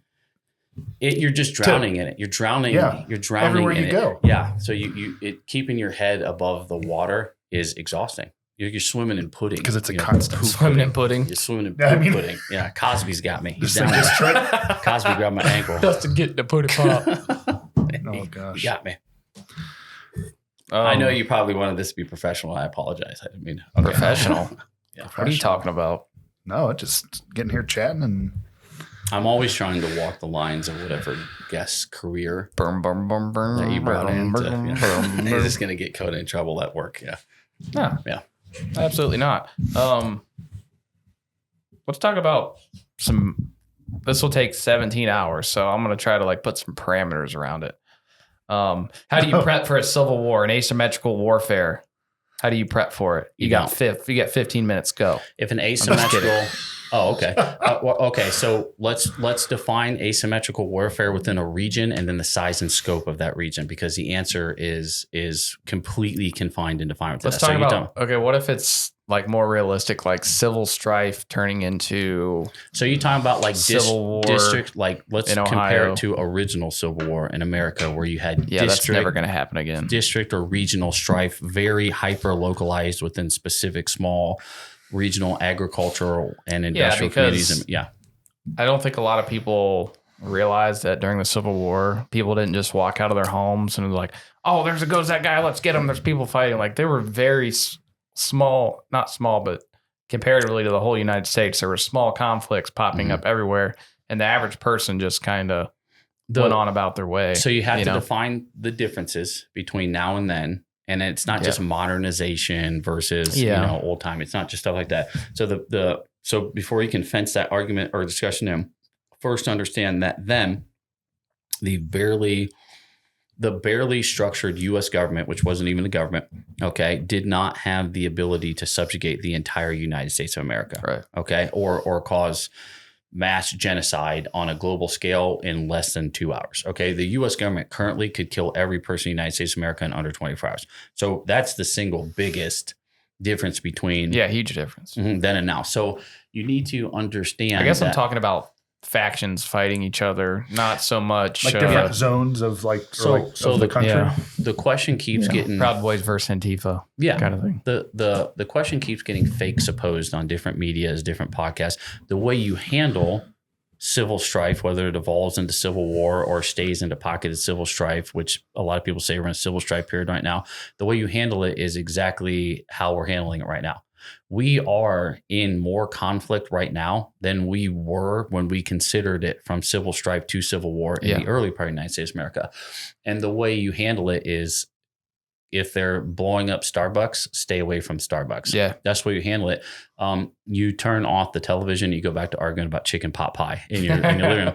Because the truth is you, as Marie much Callender's. as, 100%. as much as every prepper and I mean this as a prepper. In my heart of hearts, there is nobody on earth more absolutely full of shit than preppers. And I say that as a prepper.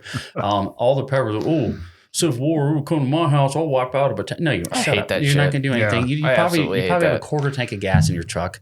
You don't know anything about anything. Yeah. You're just going to go what you see off all the movies you've watched. Yeah, exactly. Oh, you got 27 bug out bags prepped? That's great because your wife forgot both of your toddlers' sunscreen. So you're going to get stuck at your house for 20 minutes looking in a tub under the bed and you're going to get blown up and die. Shut up. You're not going to do anything. That's what's really going to happen.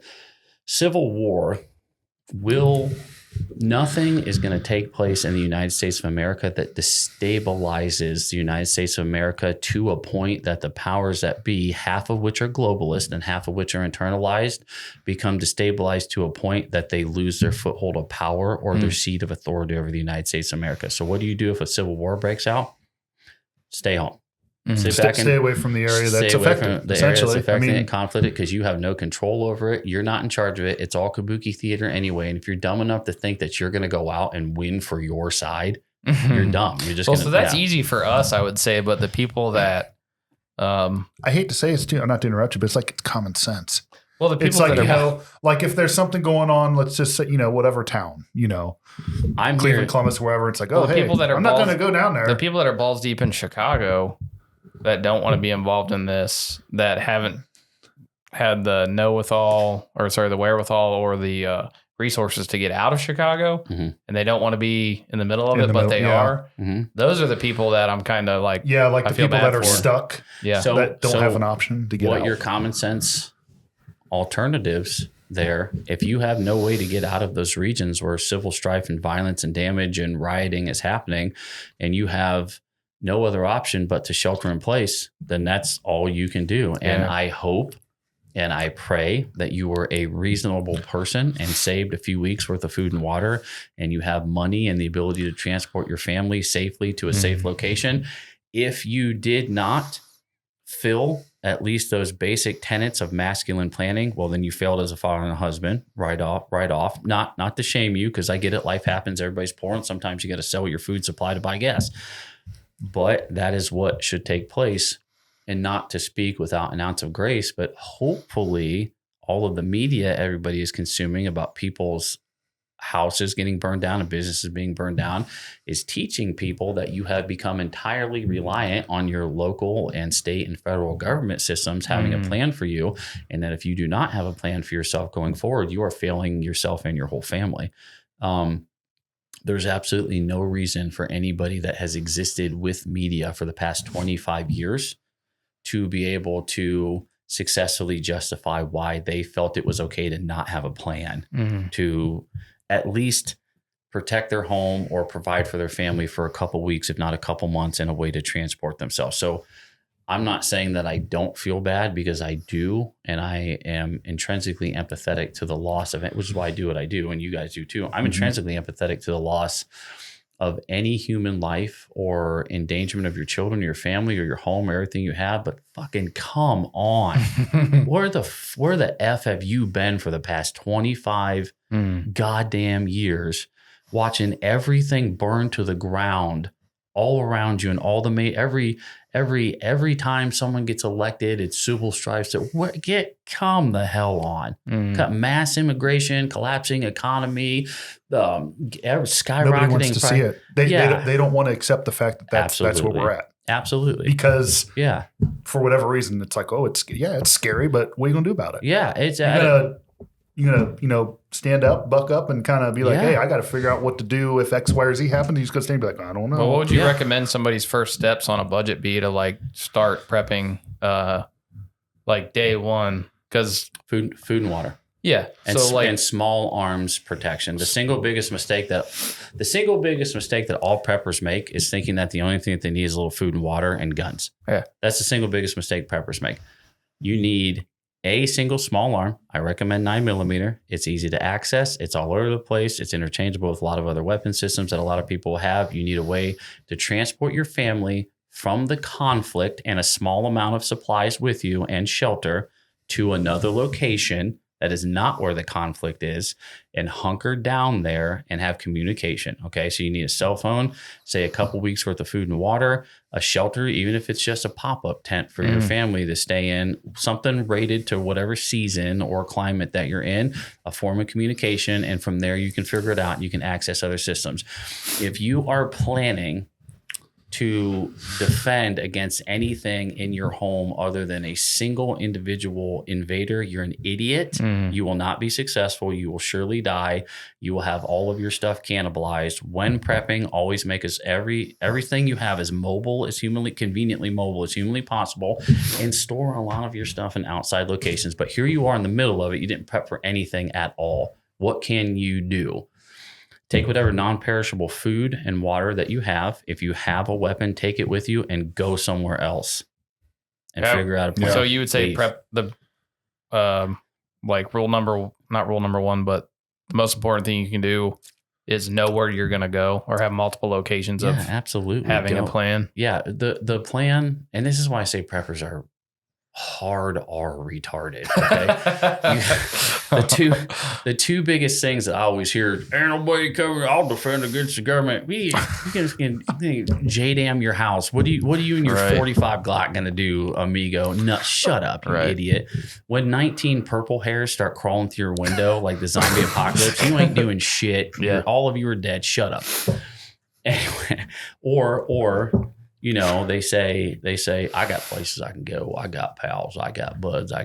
So you got nothing is what you're saying to me. You didn't have a case of water in your house. You didn't have a Band-Aid. I got pals. I come up. I got places I can go. I've got no, you don't, because they're gone. You can go knock on their door. They're going to be gone. Right. And also, nobody loves you more than they love their wife and children. And the thought of bringing you in and another mouth to feed. Exactly. Another mouth to feed, another body to arm. No, you got to rely on yourself during that. I mean, as much as everybody wants to think, I know people, you know, it'd be like if that happens, I'm like, hey, I know you guys, hey, I need your help, but I come, it's like, you're gone. Unless it's predetermined, like, hey, this is our spot. And you've helped me build these stores over the past few years. I have some of that, and you probably do. And those systems are tested a couple times a year just for the function of that.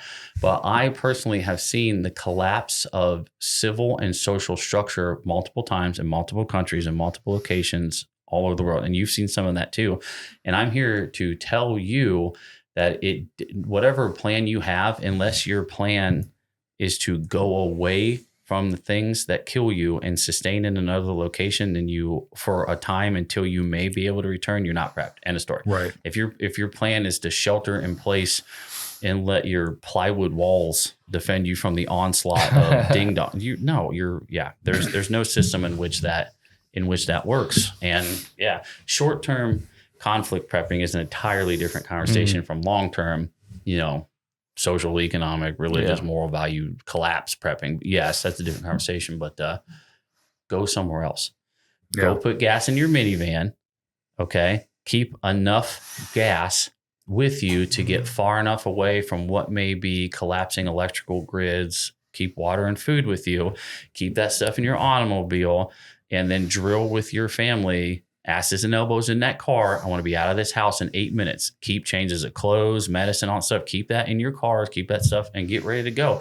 If you think there's a chance that the goofballs, that the Ghostbusters are coming down the road to get you, get out of there. Are you gonna like, guys, give me 4 hours to pack and I'll be out of here? Right. No, the hell out of Dodge. Let me inventory what I got. I think the smallest thing people can do that we should have learned from COVID is if you're at the grocery store and you see something that's 30% off on sale, some like non-perishable food, buy it, have extra food stores. And that's a good place to start. I think you don't have to be like, well, once I save up $1,000, I'll start my prepping. Like it's just like buying ammo, like buy one extra box that you're not going to shoot. When they got them on sale. Just slowly over time. It doesn't have to be like start tomorrow type deal. Yeah. Long-term prepping. Is that a conversation we're going to, or you want to stay on short-term prepping or avoidance of conflict? Yeah. Because long-term is a whole... Yeah. It's a whole other ballgame. That's a whole different... Yeah. I mean... But also it goes back to probably what are you prepping for? Everything. You have like the blanket, kind of like the jack of all trades type of prepping versus like a specific scenario, whether it be like, nuclear, medical, or biohazard, or, I promise you, when I first got out of the service, a total idiot. I was a total idiot. I was that kid. Well, I know how to shoot, move, communicate, whatever. I was the guy that I'm complaining about. I know everything. I know all the weapon systems. I'll shoot you from, whatever. I was that kid. Same. Yeah, absolutely. My God, 20 years of getting humbled later, the single biggest thing that I've had to accept is that I do not know enough. I never will know enough. And if I'm not constantly learning any degree of valuable prepping knowledge, then I'm failing my family. I'm failing my wife. I'm failing him if he needs help. You, if you pick up the telephone and you need help. And if I don't know it to a level that I can service it and also teach other people, then I'm failing whatever comes after at the same time.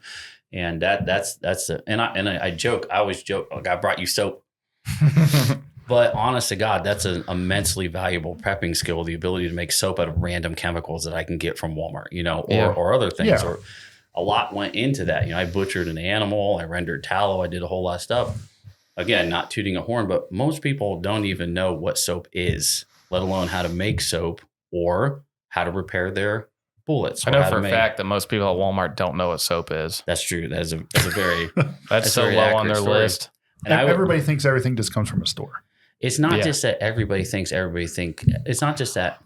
When people think prepping, and I still to this day don't know why this is. Maybe it's because the largest source of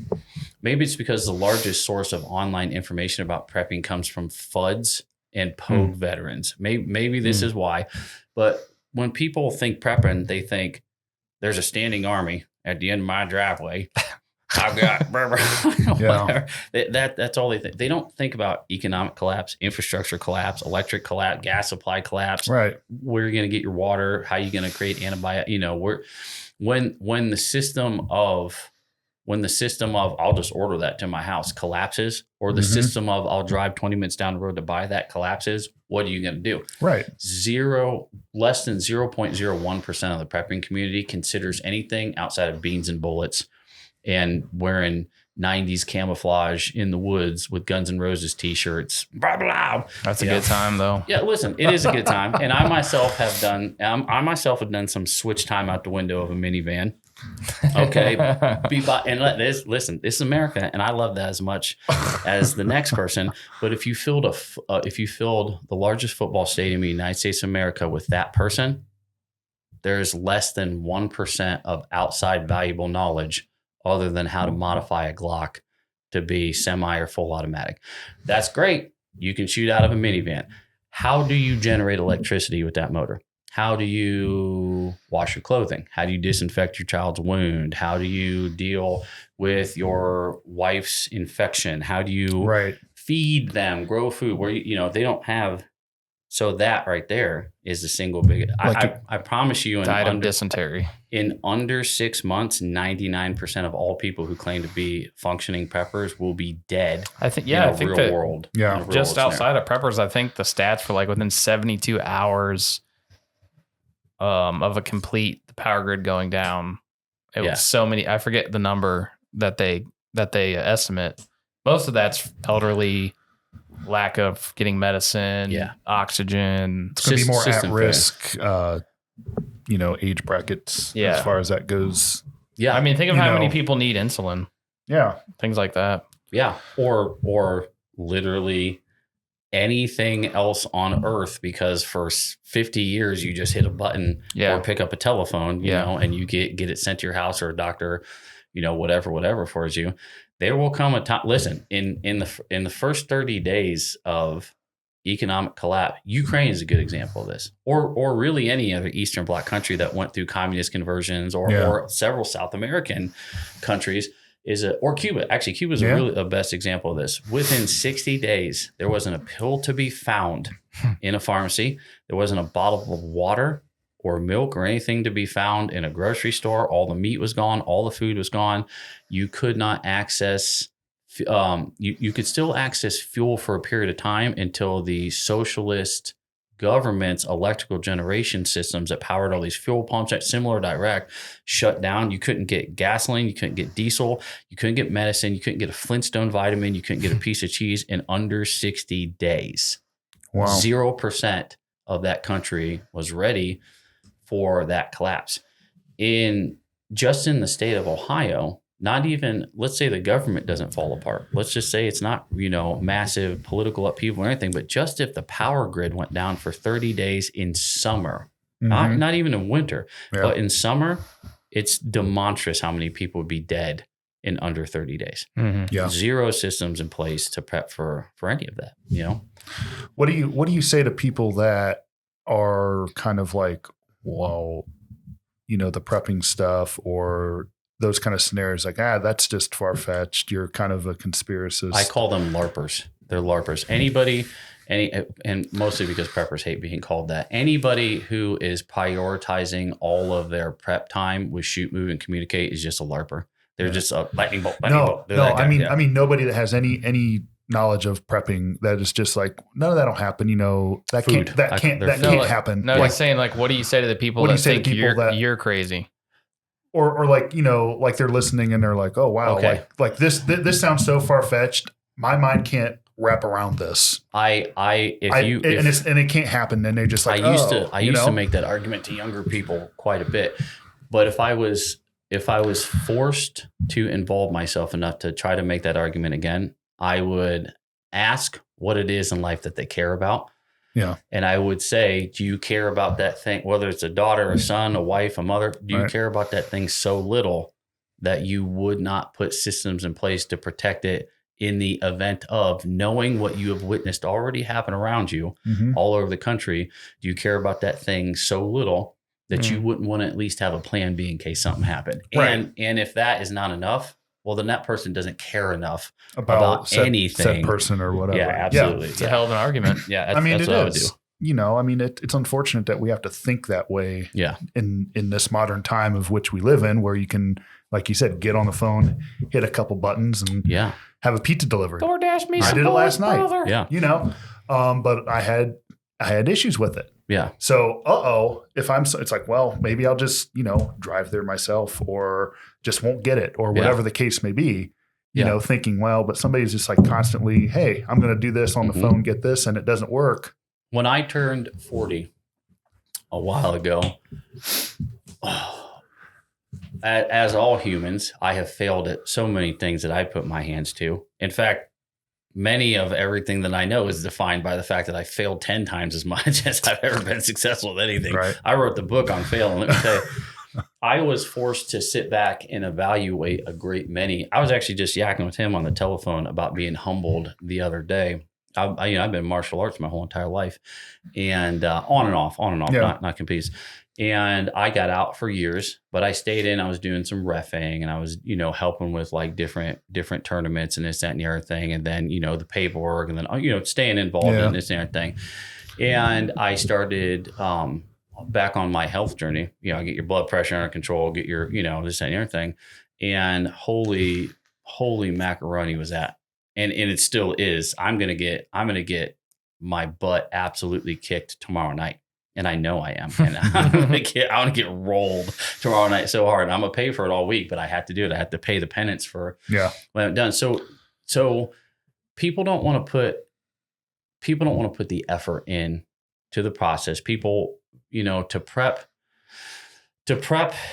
is you have, and it's hard. You have to swallow the pill that you're failing things, that you don't know things, that you're not good at things, that you have to improve, and what is terrifying is actually looking in the mirror and realizing how much you're responsible for. And if you let systems fail, then you fail other creatures, other humans, other people that you care about, and they have no, especially kids or elderly, they have no mechanisms to protect themselves. So you're it. If you fail, they starve, they die, they hurt, they suffer, they get disease, they get hurt. And this is scary.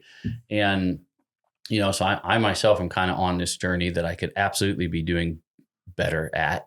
I'm not doing good enough at all, where I'm trying to improve my, physical health. I have spent a lot of time and energy in the past 15 years developing my knowledge base. My my aptitude towards a zillion skills.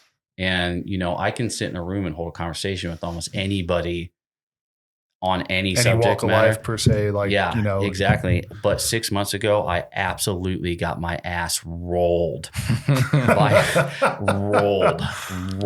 and humbled by a 24-year-old. Yeah. Okay. Who has half the muscle mass I do. And I am a guy who came up in martial arts and in grappling and in fighting, and also did a lot of time in the military and wars, and have been in many real life defensive postures and positions. So I'm not like some ding dong from, Walmart. And I was sufficiently humbled, but not humbled enough. I came back 2 weeks later, determined Got your ass kicked again. And I got my ass kicked by a smaller person. By another person, and I went home, and I honestly got on the way home. I'm gonna openly admit, on the way home, I almost cried. Like I was so embarrassed. I was so ashamed of myself. Were trees looking really like? Oh, it was.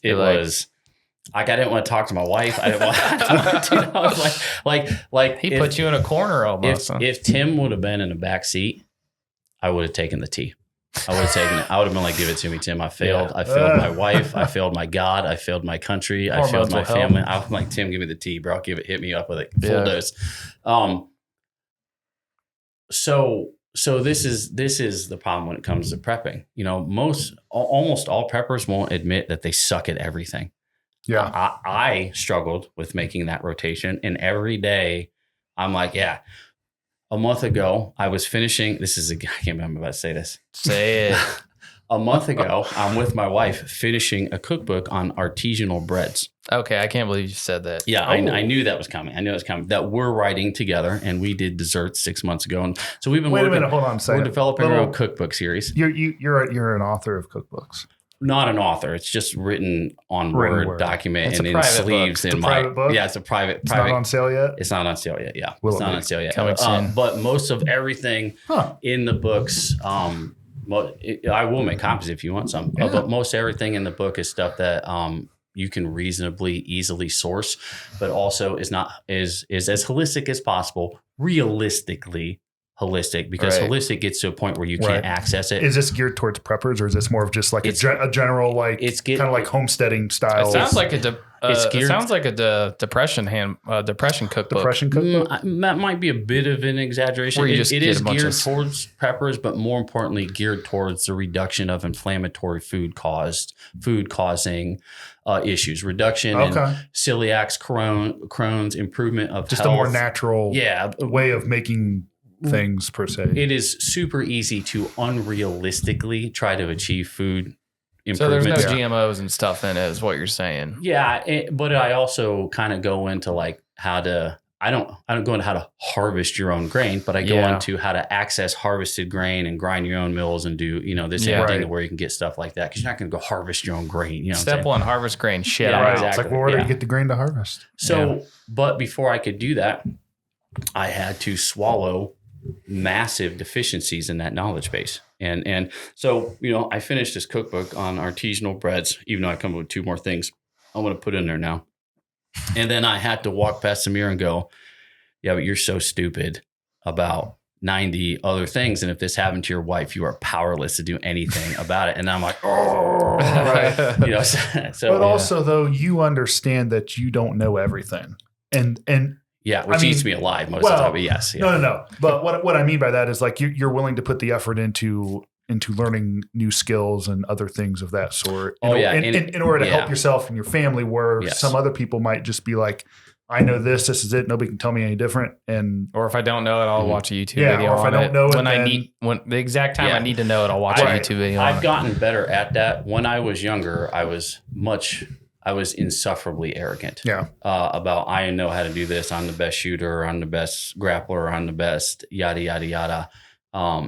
And it took me failing in many different circles for me to get humble enough to achieve a small amount of wisdom to know better. Right. Definitely not sufficiently wise in any way, shape, or form, but I at least know. You have to come to the conclusion that you have to be a lifelong. Well, that is wisdom. Yeah. That is wisdom, knowing that you admitting that you don't know everything. Yeah. A little bit, but I would say as a person who has such a long road still ahead of me in the prepping process, that arrogance is the single biggest threat to prepping, and not focusing on your knowledge base outside of combatives, because the vast majority of actual realistic prepping scenarios are going to due to systems collapse. Yeah. And conflict will come from that eventually. But if you don't survive the system collapse, it doesn't matter how many AKs you have in every room in your house. You know, look at when COVID happened. I mean,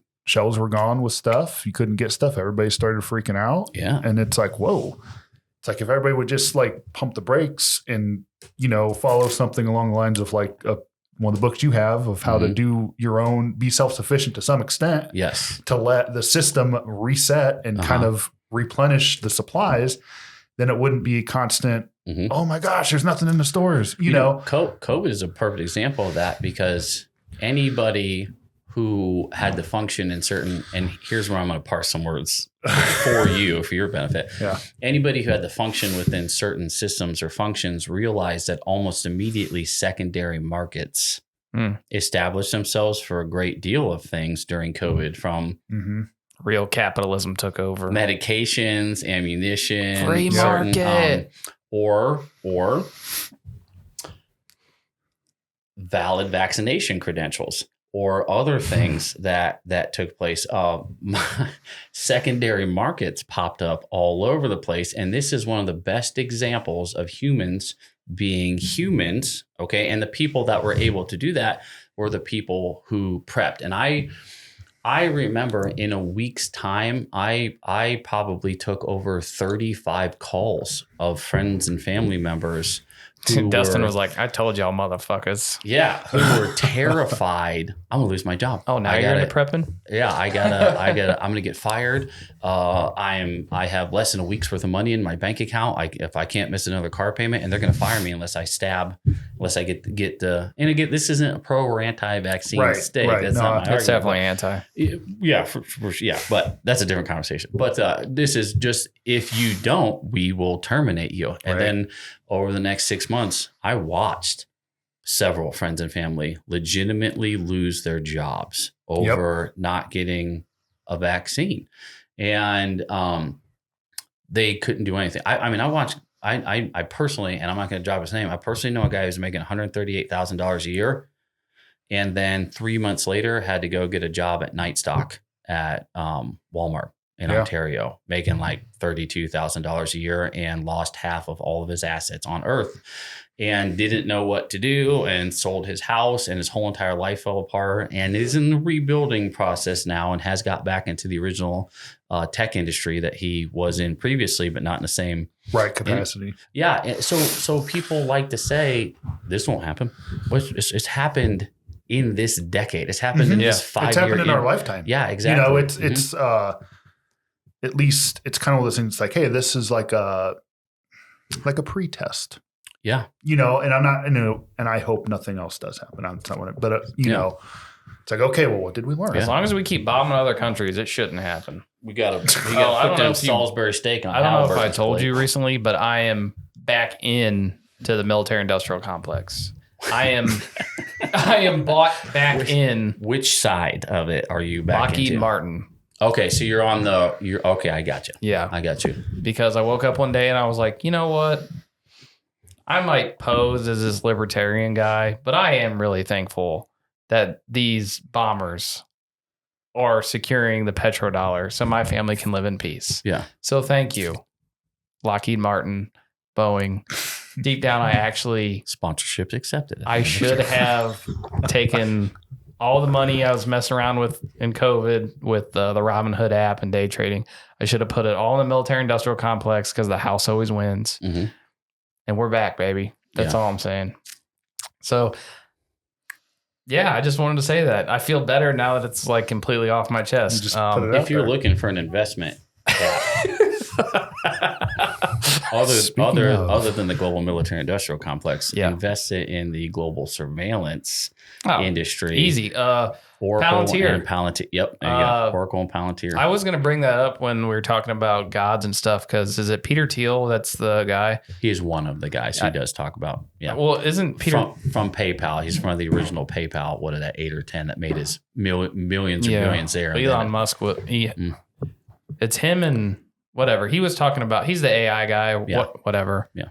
And he was talking about the Antichrist, and everybody thought that was a little weird that the super surveillance guy was talking about the Antichrist. But no, I'm totally back.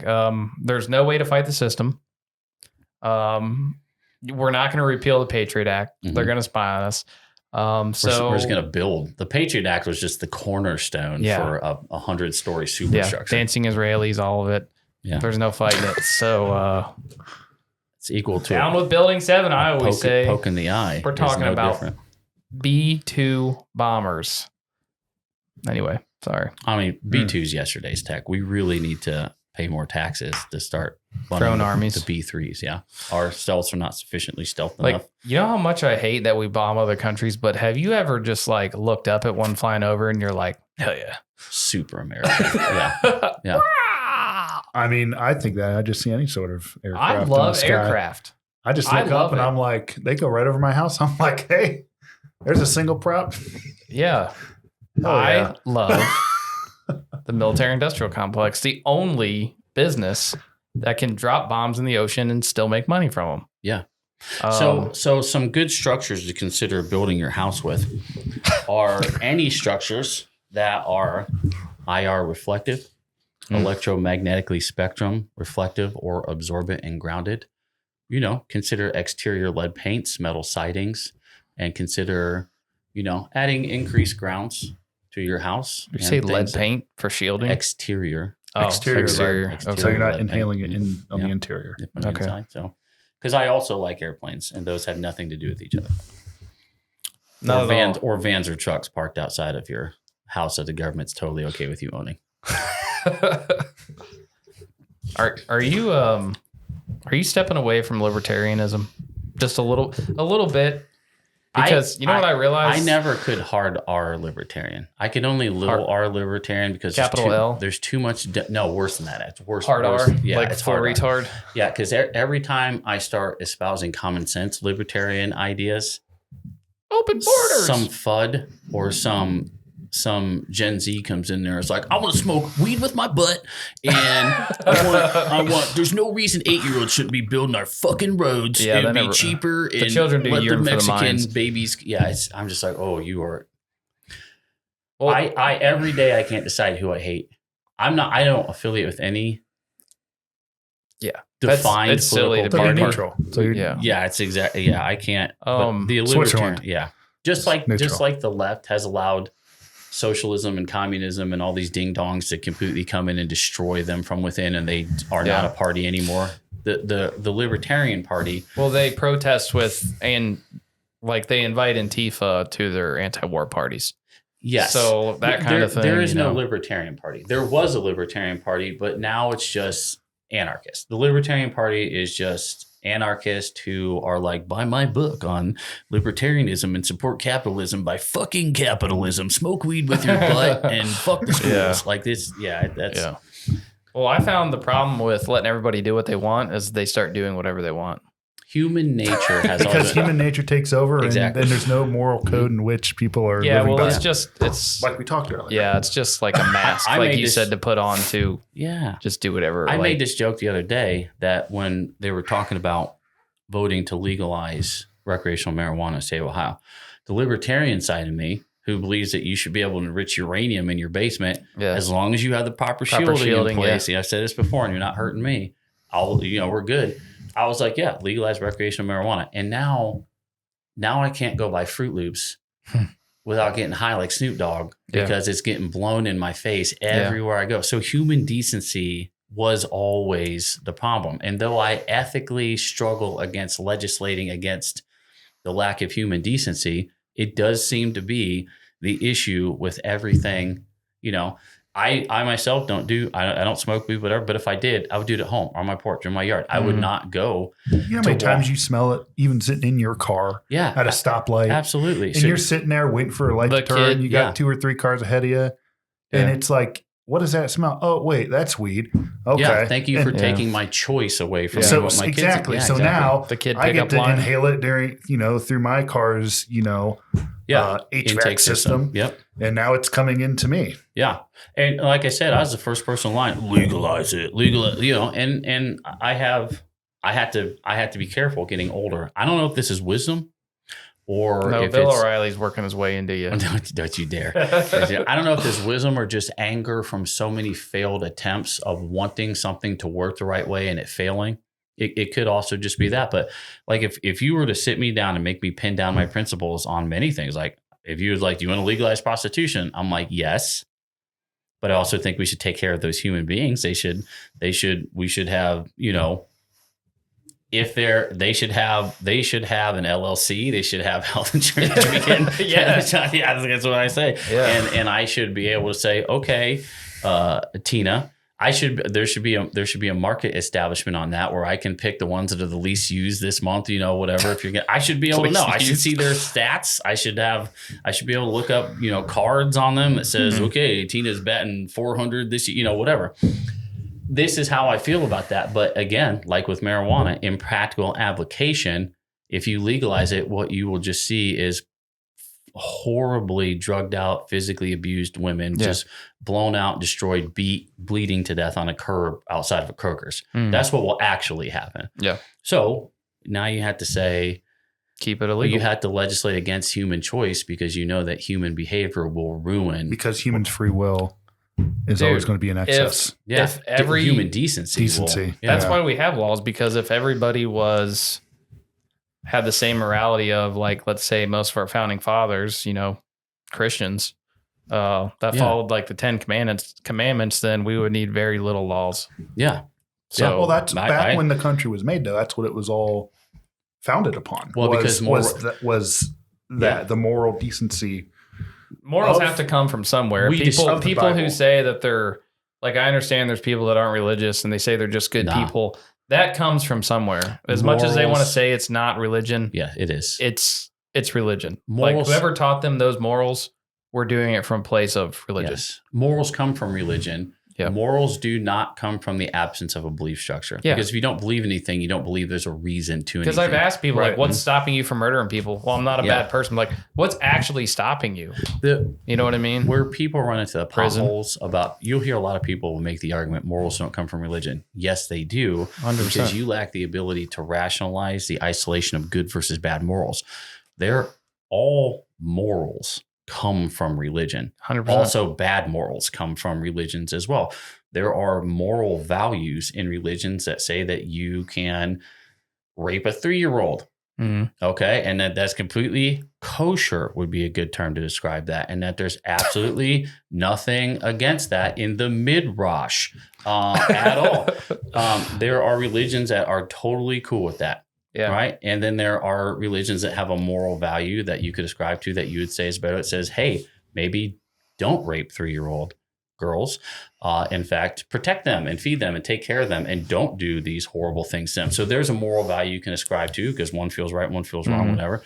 So all morals come from a belief structure. You don't get a reason to do anything from the absence of a belief structure. So to say that you can have morality without a belief and a reasoning to be moral is ridiculous. So you're right. When we destroyed and conquered the church, and I don't mean like any individual Christian belief structure, I mean the entirety of it as a whole, which I understand is almost an excommunicatable offense, putting them all in the same can. I get it. It makes people mad. But when the church as a whole, especially in America, was subjugated and defeated, morality went out the window with it. And this didn't happen this decade or last decade. This has been something they've been whittling at for a long time. And people like to say it's when you took the 10 commandments out of classrooms. No, it isn't. That was just all that was a marker on the tape measure of a point in time of when that happened.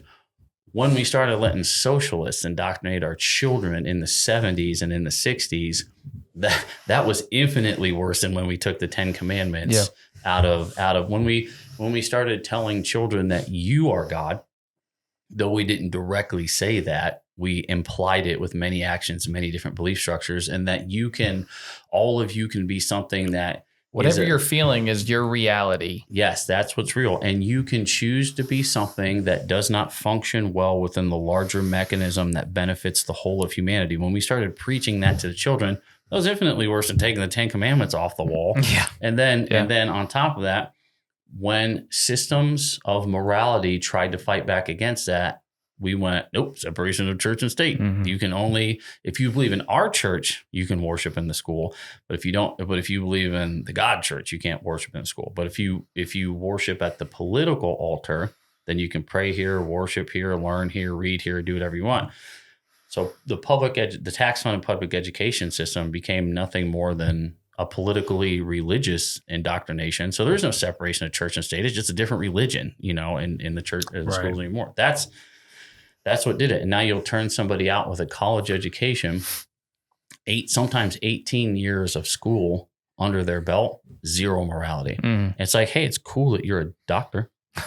It's cool that you go to work every day to save human life and you have no driving compulsion whatsoever to do that well or to be good or kind to humans. So good thing you get to cut into me today. Right. Yeah.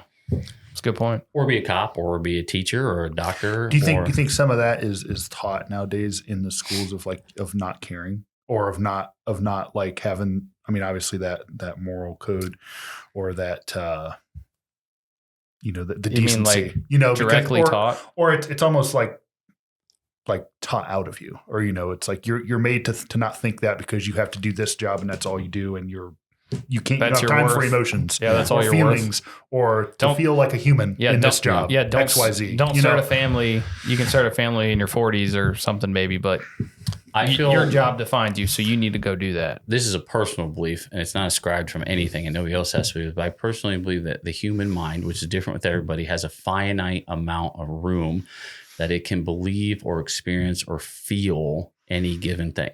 Mm-hmm. So at the earliest age possible, our education systems go, are you aware that you're this thing? And are you aware that this person or this group of people is this thing or has this thing or does this thing and they don't like you and you should not like them? And before you can learn the golden rule, you learn that it sucks that you have to have Walmart macaroni and cheese, but she gets to have Kraft macaroni and cheese. Okay. So before you get to experience why it's good to give and good to share and good to sacrifice and good to build and good to give up to better the thing as a whole, the first thing that you're taught is jealousy. And then you're taught remorse, and then you're taught angst, and then you're taught that you don't fit in, and then you're taught that this other group doesn't view you as good as your mom says you are, or you'll never fit in. You're made an outcast. I feel like you're just talking about not even modern school, but just the whole public school experience. The system. It is. That's the what system. I'm talking about. Yeah, the system, the indoctrination system as a whole, and this is we. But I've been told that kids need that to socialize. They need to feel like they're not. No, kids need like structure, and they need challenge, and they need development, and they need to be challenged, and they need to be challenged by their betters. Yeah. Because they need to achieve better by being challenged by their betters. But none of that is taking place. Okay. They're worse academically educated than they ever have been in the history of the United States of America, period, even in its founding time. And they graduate high school or college, and the only thing that they know is in 72 different ways they're not good enough. And that if humans are instinctively tribal, which is what this belief system is rooted around, destroying them. Humans are intrinsically tribal. So they say, if you want to fit into a tribe, you must ascribe to these defined tribes. So over here you have, insert whatever. Over here you have, your dad's a Trumper. You're over here, you're angry and you're white and you hate all everybody who's not white. And if you got a tractor, you're a Trumper, whatever. You're black. Okay, well, everybody hates you. So start working on being angry right now. Stay angry forever. Okay. And you're out of luck. We're going to use you to do tons and tons of damage. And you're a young white boy or white girl. You're kind of borderline. You're poor. you got a low socioeconomic status. Your mother and father are poorly educated. Your dad's a blue collar worker and he doesn't have time to be home re-educating you. Your mother seems to be overweight and has a nose piercing and wants to be on the internet all day and just works at Walmart, doesn't do too much. Okay, so you would fit really good into the transgender.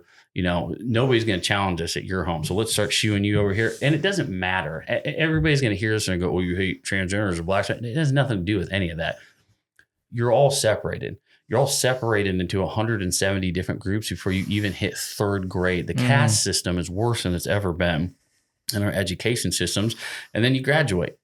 You graduate and you hate your mom, you hate your dad, because they couldn't give you enough money. And there was always somebody who had better birthdays or better cars or better parties or better horses or better something than you. And it's always about doing better or never being content with where you're at in life. Because there's some people, not to interrupt you. No, but there's some people, it's like, hey, you know what? I don't have X, Y, or Z, but you know what? Home life is great. You know, I don't have all the money in the world, but my home life is great. You know, family is great.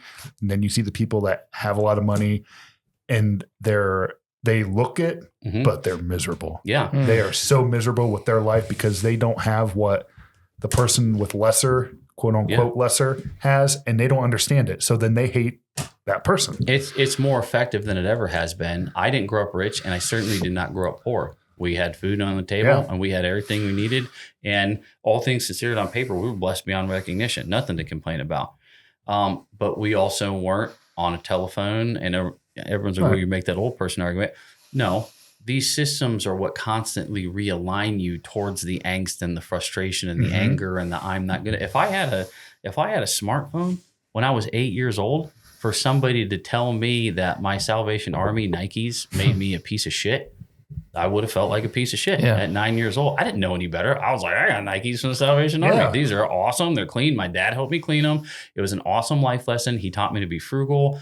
I had Nikes. I felt like a king. You had what you wanted. Exactly. It wasn't, from, Foot Locker or wherever. Yeah. And I didn't know any better. Exactly. Because nothing was telling me to know any better. And that's what these kids have. It starts with the teachers. It gets backed up by the cell phones, the tablets. The reason these kids have to have all these Chromebooks, these tablets, all these other things, that's nothing to do with increasing the way that they learn. It's Palantir. It's so every single thing that they do can be tracked.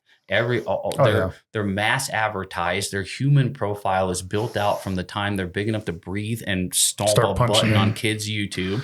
And before they even reach school, before they even get in kindergarten, there's already a mechanism in place on a server to start directing them in a direction. Yeah. And, it's, the education system is, the teachers have a hard time, I think, because they're stuck in the system as well, doing what they're told to do, or, get this. It's like every other thing nowadays. It's all just data. They're the people that just, here's your classroom of kids, assess them, track the data, track the data. That's all it is. It's not about, but that's what they're told to do. They don't have a choice. You want a job? That's what you have to do. And like you were saying earlier, like the education, that's the sad part. Is you know a teacher pretty well, don't you? I do. Yeah. And it's quite sad that the way, for one, the home life of these kids. Oh yeah. And just what kind of, I guess, what the teachers are given to do the job in which everybody thinks that they can do, and they can't. Yeah. I hate to say it, they can't effectively do it. I should have prefaced beforehand, because I'm super pro teacher. I should have prefaced all of that stuff. I said that this is not an indictment against teachers. Oh, no. It's an indictment against the education system that unfortunately a lot of really good teachers are stuck drowning in. That's where I was getting at with that too. It's like, it's the system in which, from, your guys' jobs, it's the system in which you're placed in. You can only do, here's your range of things to do. You can only work up to here. No matter what you do, you're never going to go to here to where you need, to where that it needs to be. You're always going to be here. Yeah. Yeah. Is it more like you start your first day of teaching, like, I'm going to change some lives, and they're like, whoa, you hold on just a god darn minute. Yeah. And you can always, as years go on, and I guess in any career, but as far as dealing with the public or anything, and I'll put teachers in that too, because they're dealing with, the parents and the kids and all this stuff too. The more you're in it, obviously you're going to become more calloused. justifiably. It's just the way it is. No matter any way you slice it, it doesn't mean you don't care. It doesn't mean you're empathetic or non-empathetic. It just means that you've seen more than what you ever thought you would, and this is what you're up against. And you lose the fight that you arm yourself to win every single morning. Yes, because you get up, it's like, you know what? Hey, you know what? Yesterday was a good day. You go in that day, it sucks. Yeah. You know, whatever happens. You're not going to change it. Yeah. You know, you can go and try to help somebody or do better for this kid or that kid and, you know, and the parents or whatever, or just. And the unions don't help the teachers either. The teachers unions serve to keep the worst teachers in power and in influence. They're also the third largest donator to extreme leftist, socialist, communist causes in the United States of America, short of foreign super PACs that are classified as American that start with APAC. So I am anti-current government-funded public education system, super duper pro-teacher, anti-teachers unions. Right. Not anti-union. I'm anti what teachers unions have become. Yeah. The teachers union as a whole is the left arm of the Democrat Party. 1,000,000%. Yeah. Because they hold kids and their educations hostage. Like, I'm in a union, I'm pro-union. I think most of the local teachers unions as individuals are totally fine, but the union, the teachers union as a whole organization is like the left. Nationwide. They hold kids' educations hostage to. Here's a crazy thought. I'm gonna get heat for that, but it's true. Well, I'll get heat for what I'm about to say. This is a crazy thought construct. If you were anti microwaving spaghetti in the microwave, you can't do that. Right. And you left your child at my house for 8 hours, and I said, your dad is a dummy. or even I just said, well, that's how your dad sees things, but let me introduce a different point of view about how microwave spaghetti is a good idea. And then you can decide, and you can decide whether or not you think people that tell you to not microwave spaghetti are dummies, or, you know, let's just, you would be like, so you taught my kid that microwave spaghetti is good? And I would say, yeah. And you would go, I'm not leaving my kid with you anymore. Yeah. And that's a completely reasonable thing to say. Okay. But you can't do that with schools at all, because you go to jail and then your kid's going to get arrested. Now you have truancy issues, and now you have fines, and you have enrollment issues. You have this giant mechanism.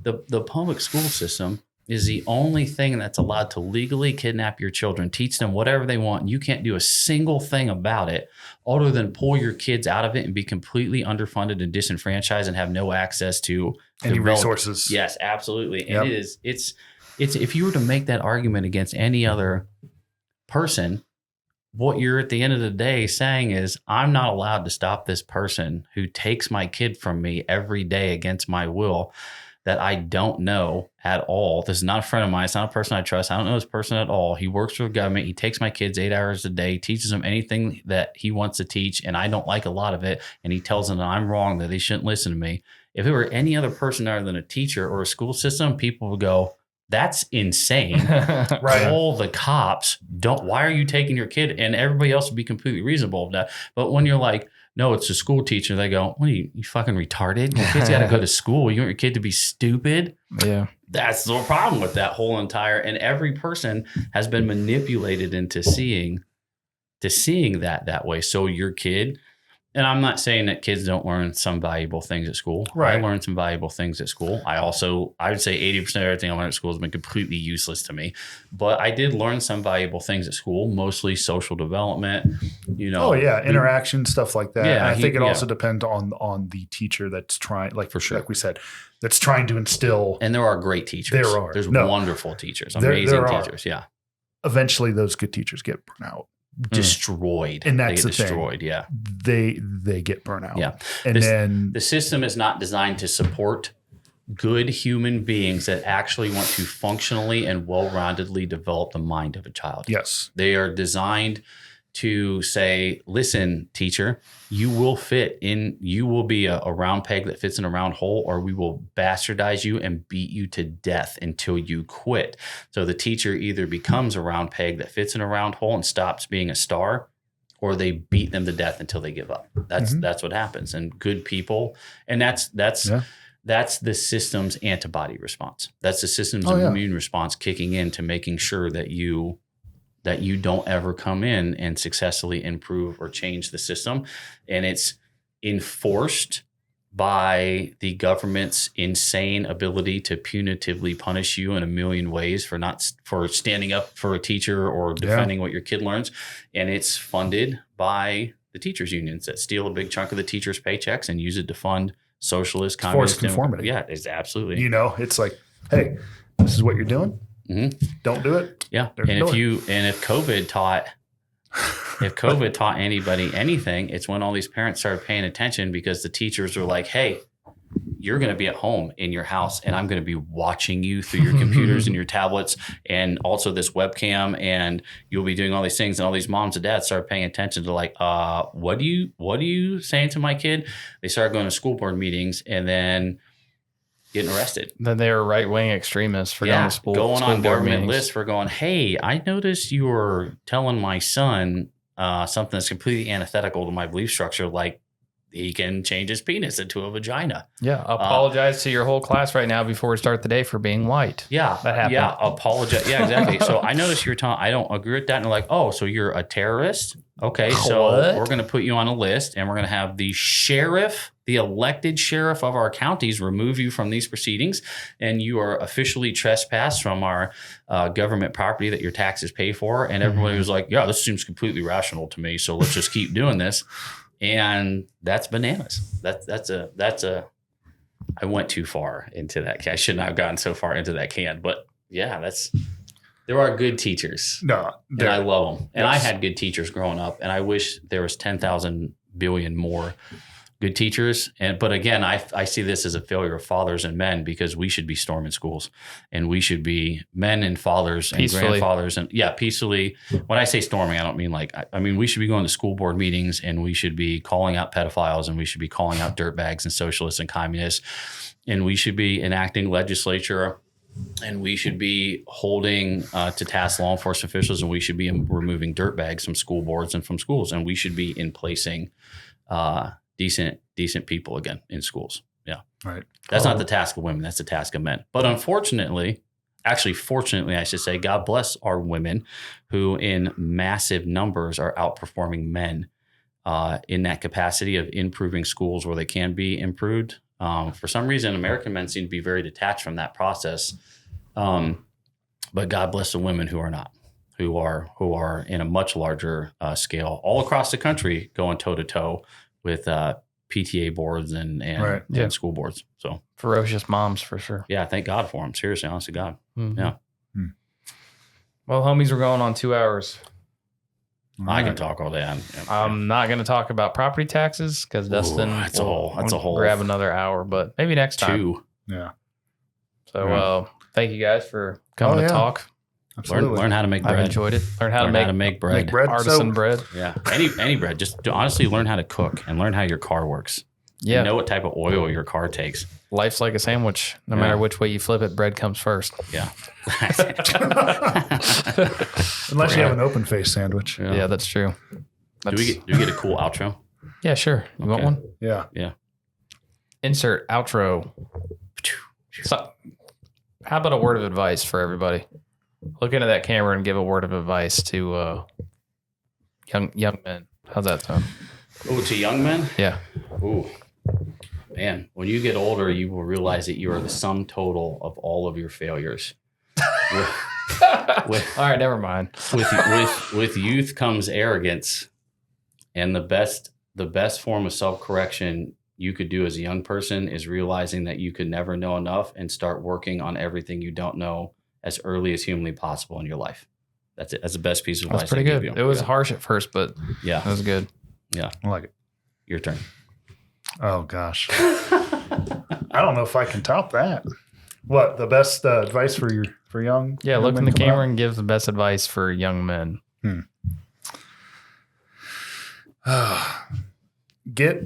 Surround yourself with good mentors, good people that's going to help guide you along the way in life, because that is great advice. Without that, don't just try to go through life on your own and try to figure it out. Ask for help.